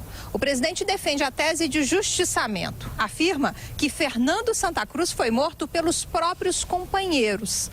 Sobre a Comissão Nacional da Verdade, disse que foram gastos 5 bilhões de reais e questões importantes envolvendo, por exemplo, o Partido dos Trabalhadores, como a morte do ex-prefeito de Santo André, Celso Daniel, nunca foram devidamente investigadas. Com relação a lei da anistia. O presidente Bolsonaro disse que não pretende discutir o acordo fechado no passado. Eu não pretendo mexer no passado, eu pretendo respeitar a lei da anistia de 79, esse é meu sentimento, acho que tem que ser respeitado de 79, até que os militares foram além do que o pessoal pedia naquela época. O presidente da OAB vai pedir que o Supremo Tribunal Federal cobre do presidente da República explicações sobre as informações que ele diz ter sobre o desaparecimento do pai. Jair Bolsonaro, no entanto, voltou a afirmar que não tem documentos que comprovem suas afirmações. A Procuradoria Federal dos Direitos do Cidadão divulgou nota aqui em Brasília afirmando que chefe de Estado tem o dever de revelar eventuais informações sobre crimes ocorridos durante a ditadura militar. Ainda de acordo com a Procuradoria, o desaparecimento forçado é considerado um crime permanente, até que seja descoberto o paradeiro da vítima. De Brasília, Luciana Verdolim. E vamos agora para o destaque da repórter Natasha Mazaro. O secretário de Comércio norte-americano disse que o Brasil precisa tomar cuidado para que o acordo entre a União Europeia e o Mercosul não prejudique o Pacto de Livre Comércio com os Estados Unidos. Nesta terça-feira, Wilbur Ross participou de um encontro com empresários na sede da Câmara Americana de Comércio em São Paulo. A entidade apresentou um documento com 10 propostas para aprofundar a parceria econômica entre os Estados Unidos e o Brasil e sugeriu medidas como a conclusão de um acordo de livre comércio, a assinatura de um pacto de investimentos e a continuidade do apoio dos Estados Unidos ao ingresso do Brasil na Organização para a Cooperação e Desenvolvimento Econômico. O secretário Wilbur Ross afirmou que há o interesse do presidente Donald Trump de estabelecer o livre comércio com o Brasil. No entanto, pediu cuidado para que o país não caia em armadilhas que possam dificultar o acordo no futuro. É importante que não haja nada nesse acordo que seja contraditório a um acordo de livre comércio com os Estados Unidos. Como, por exemplo, nós temos diferenças com a Comissão da União Europeia em importantes setores do comércio, como farmacêuticos, químicos e alimentos. O presidente do Conselho de Administração da Anshan Brasil, Luiz Pett, amenizou a declaração do secretário norte-americano e afirmou que foi apenas uma recomendação. Foi um alerta para que o nosso acordo através do Mercosul com a União Europeia não venha impedir um futuro acordo, que é o nosso sonho como Câmara Americana, de um acordo mais amplo de livre comércio. Eu acho que foi uma boa dica, foi um bom conselho de um país que hoje ainda é o maior país consumidor do mundo e que a gente precisa estar próximo, é a nossa avaliação. O secretário de Comércio norte-americano ressaltou que o presidente Donald Trump está comprometido em reduzir as barreiras entre Estados Unidos e Brasil.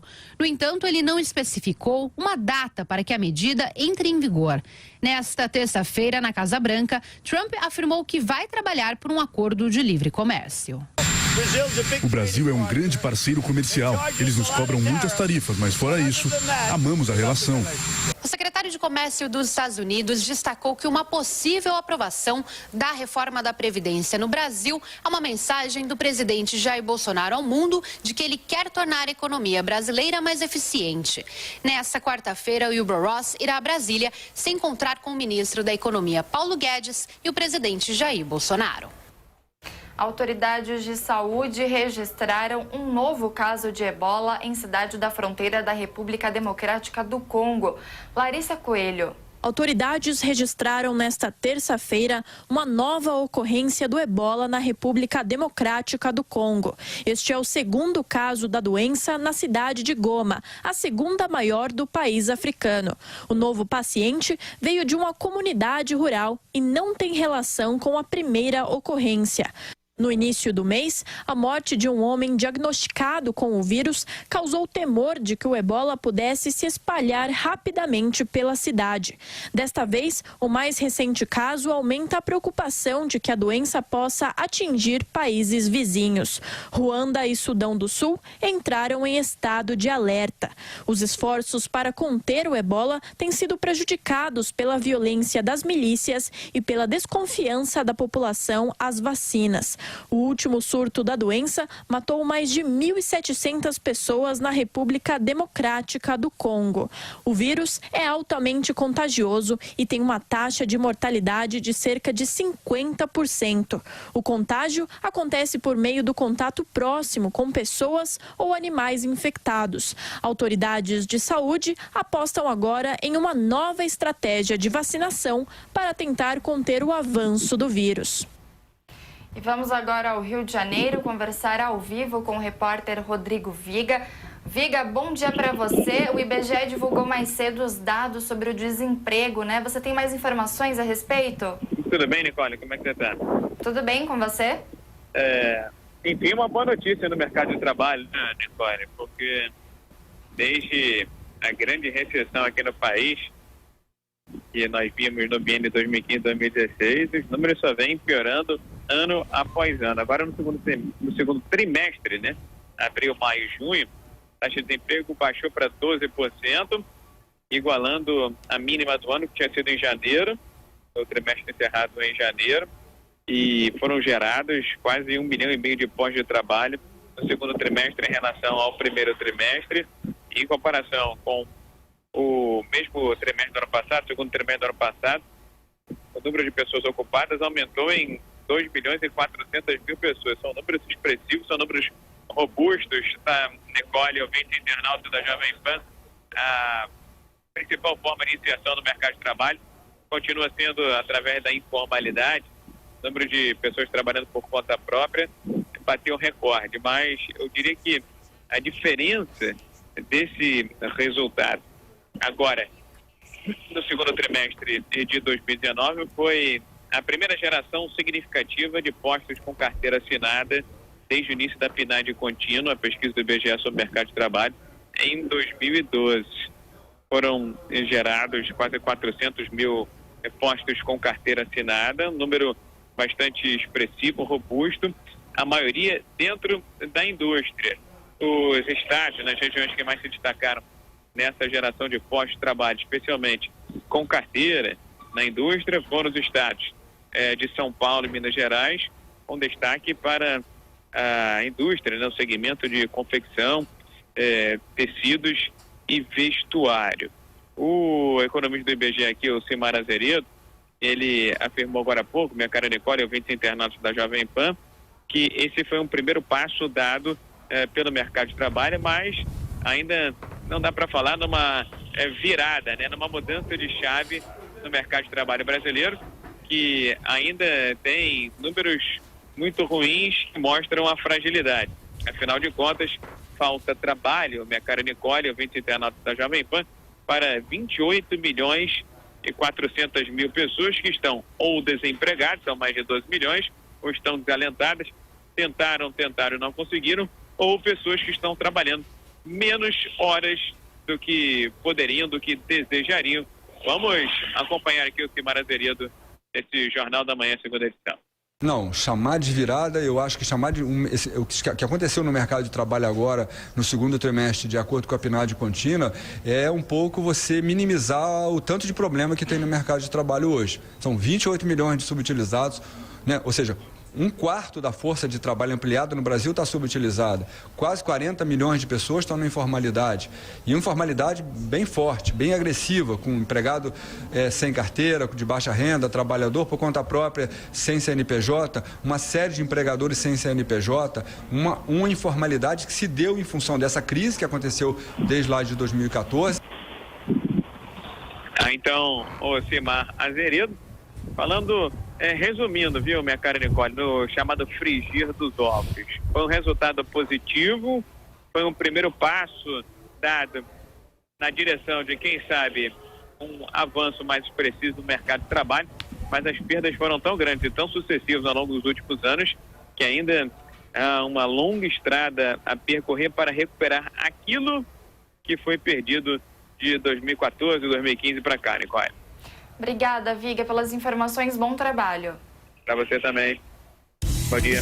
Deputados do Podemos, PROS e PSB são os que menos seguem orientações partidárias em votações na Câmara. É o que aponta um levantamento feito pelo portal G1, baseado em todas as votações nominais entre 1º de fevereiro e 12 de julho deste ano. Por outro lado, os parlamentares mais fiéis aos partidos ou blocos partidários são os filiados ao Novo, PCdoB e PSOL. Em relação às orientações do governo federal, PSOL, PT e PCdoB foram os partidos mais divergentes, enquanto as bancadas de PSL, Novo e PSDB têm as maiores taxas de governismo. Anvisa inicia consulta pública nesta quarta-feira para debater a regulamentação do cultivo de maconha no país. As propostas, que serão expostas até o dia 19 de agosto, abordam o cultivo da cannabis sativa para fins medicinais e científicos. A agência informou ainda que será realizada nesta quarta uma audiência pública em Brasília para discutir o tema. A Anvisa reforçou que o plantio doméstico de maconha por pessoas físicas e para o consumo recreativo continuará proibido no país. Camisa em alusão a Marielle Franco é retirada de memorial do Corinthians. O uniforme utilizado por um jogador de basquete do clube pedia respostas ao assassinato da ex-vereadora do Rio de Janeiro, ocorrido em março do ano passado. A retirada da peça, determinada pelo presidente André Sanches, foi feita após um pedido formal de um grupo de conselheiros, segundo o site Globo Esporte. O grupo Fiéis Escudeiros alegou que trata-se de uma manifestação política sem relação com a história do clube. O arquiteto Ronald Rael instalou gangorras na fronteira entre os Estados Unidos e o México como forma de protesto à construção do muro que vai separar os dois países. Quem tem mais detalhes é o repórter Tiago Muniz. Com uma brincadeira de criança, um arquiteto quer demonstrar que as pessoas não estão isoladas, mesmo quando há uma barreira entre países. A ideia de colocar 3 gangorras entre as grades da fronteira dos Estados Unidos com o México vem desde 2009. Ela foi concretizada na segunda-feira, quando 3 aparelhos foram colocados no espaço entre as cidades de Sunland Park e Cidade Juárez. O arquiteto Ronald Rael explica que o objetivo de instalar as gangorras é fazer perceber que os atos de um lado da fronteira afetam o outro. Lo que hace uno en un lado tiene impacto en el otro. Y eso es lo que es un sub y baja. Exatamente isso. Com a instalação das gangorras, crianças e adultos das duas partes da fronteira puderam brincar e interagir uns com os outros. A mexicana Ailiana Vitela se sentiu feliz com a instalação, já que ela proporcionou uma chance de compartilhar um momento com as pessoas do outro lado. Pues sentimos algo muy bonito porque convivir con los de aquel lado y pasear, disfrutar un momento, pues es muy agradable para nosotros. A fronteira entre México e Estados Unidos tem pouco mais de 3.000 quilômetros. Cerca de 1.000 quilômetros possuem alguma barreira. O presidente Donald Trump prometeu levantar um muro entre os países, mas ele tem enfrentado dificuldades na justiça e no Congresso para cumprir o objetivo. Jair Bolsonaro diz que não se preocupa com eleições em 2022, ou melhor, e que não mudará a maneira de governar. Em entrevista ao jornal O Globo, o presidente da República afirmou que não vai retroceder diante das críticas, em especial após as declarações contra Fernando Santa Cruz, pai do presidente da OAB. Bolsonaro comentou também sobre a exploração de áreas de garimpo e novamente a respeito da Baía de Angra, no litoral fluminense, onde pretende criar a Cancún brasileira. Por fim, o presidente falou sobre a indicação do filho Eduardo ao cargo de embaixador nos Estados Unidos, se mostrando satisfeito com o elogio feito por Donald Trump. Após negociações, caminhoneiros dizem estar otimistas com o acordo em torno da tabela do frete mínimo. Nas reuniões desta terça-feira, o governo apresentou propostas para corrigir os valores pagos pelo transporte de carga. De acordo com o ministro da Infraestrutura, Tarcísio de Freitas, os acordos deverão ser fechados por segmentos, na intenção de resolver demandas pontuais e específicas. Caminhoneiros, transportadoras e embarcadores acreditam que haverá um consenso até o final da semana. O governo do Uruguai se recusa a chamar regime venezuelano de ditadura. Segundo o vice-chanceler Ariel Bergamino, não corresponde aos estados definir a natureza do governo de outro estado. Ele deu as declarações a uma rádio local depois que o ex-presidente José Mujica chamara o regime chavista de ditadura. Além de Mujica, outros líderes da esquerda uruguaia também admitiram que não há democracia na Venezuela neste momento. A Justiça decidiu manter a prisão dos 4 hackers envolvidos na invasão de celulares de autoridades. Vamos a Brasília com Antônio Maldonado. O juiz Valisney de Oliveira, titular da 10ª Vara da Justiça Federal em Brasília, negou os pedidos de liberdade dos 4 hackers presos na Operação Spoofing. Eles permanecerão encarcerados pelo menos até o término do prazo da prisão temporária na quinta-feira. A pedido dos advogados, o magistrado autorizou os suspeitos a terem pelo menos um banho de sol por dia. Além disso, concordou com a transferência de Suelen Priscila de Oliveira para a Superintendência da Polícia Federal. Ela está em um presídio feminino conhecido como Colmeia, que fica aos arredores do Distrito Federal, onde relata estar sofrendo agressões físicas e psicológicas das demais detentas. Os 4 suspeitos estiveram frente a frente com o juiz responsável pelo caso nesta terça-feira para a chamada audiência de custódia. O procedimento está previsto na Constituição e nele trata-se apenas das condições de encarceramento, como se os presos tiveram os direitos respeitados ou se não estão sofrendo abusos. Gustavo Henrique Elias Santos e a namorada Suelen alegaram que só souberam do motivo da prisão e foram autorizados a contactar o advogado às 10 horas da noite, já em Brasília, sendo que o casal foi preso às 8 horas da manhã em Araraquara.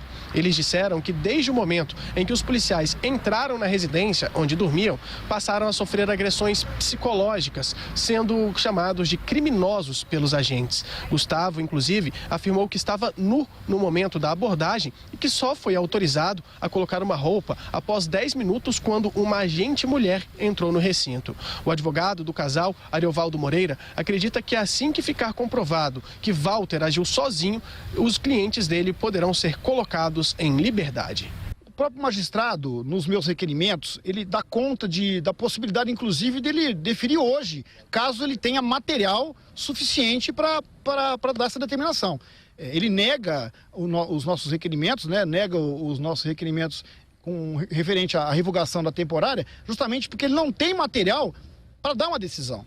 Já Walter Delgatti Neto e Danilo Cristiano Marques afirmaram que não sofreram qualquer abuso por parte dos agentes responsáveis pela abordagem. Os 4 presos afirmaram que voaram para Brasília algemados nos punhos e com uma cinta, o que provocou um questionamento do Ministério Público em relação ao procedimento adotado pela Polícia Federal. O fato é que eles permanecerão presos em Brasília até pelo menos quinta-feira, que é quando acaba o prazo da prisão temporária. Ao negar o pedido de liberdade apresentado pelos advogados logo após as audiências de custódia, o juiz Valisney de Oliveira argumentou que os elementos que o levaram a prorrogar a prisão temporária determinada no último sábado ainda não foram superados. Dentre esses argumentos apresentados pelo magistrado está justamente a possibilidade de que os suspeitos destruam eventuais provas de envolvimento com o caso. De Brasília, Antônio Maldonado. O número de casos de sarampo cresceu quase 30% em 11 dias no estado de São Paulo. Matheus Meirelles. Subiu para 633 o número de casos de sarampo no estado de São Paulo. O balanço foi divulgado nesta terça-feira pela Secretaria Estadual da Saúde. O crescimento foi de aproximadamente 30% em 11 dias. A maior parte dos registros ocorreu na capital paulista, com 484. Diante da explosão de casos, segue firme a campanha de vacinação na capital e em outras 14 cidades da Grande São Paulo, com o objetivo de imunizar 4 milhões milhões pessoas. Até agora, cerca de 800 mil doses da vacina tríplice viral já foram aplicadas, o que corresponde a 18% da meta. O público-alvo são jovens de 15 a 29 anos de idade e mesmo quem já foi vacinado deve tomar novamente. Na capital, crianças com idades entre 6 meses e 1 ano também devem ser imunizadas. O infectologista do Hospital Emílio Ribas, Jean Gorenstein, alerta que é preciso tomar cuidado para não esquecer da segunda dose, necessária para a proteção completa. Aqueles adolescentes de 15 anos até adultos de 29 anos que tenham tomado uma dose só, são pessoas que desenvolvem formas mais brandas da doença, mas o pior, disseminam pelas pessoas ao seu entorno, especialmente aquelas que não estejam devidamente protegidas. Então, vacinar com 2 doses é fundamental. Jean Gorenstein lembra que as crianças com idades entre 6 e 12 meses precisam ser novamente vacinadas com 1 ano e com 15 meses. Para os grupos prioritários, não é necessária a apresentação da carteira de vacinação ou documento oficial. As doses estão sendo disponibilizadas nas unidades básicas de saúde, postos volantes em linhas de metrô e da CPTM, além do terminal metropolitano São Mateus da EMTU. 11 horas e 58 minutos, o Jornal da Manhã, segunda edição, fica por aqui. Muito obrigada pela sua audiência e pela sua companhia e fique agora com o Camisa 10, que você também acompanha com imagens pelo canal do YouTube Jovem Pan Esportes. Até amanhã, às 10 horas da manhã. Jovem Pan News.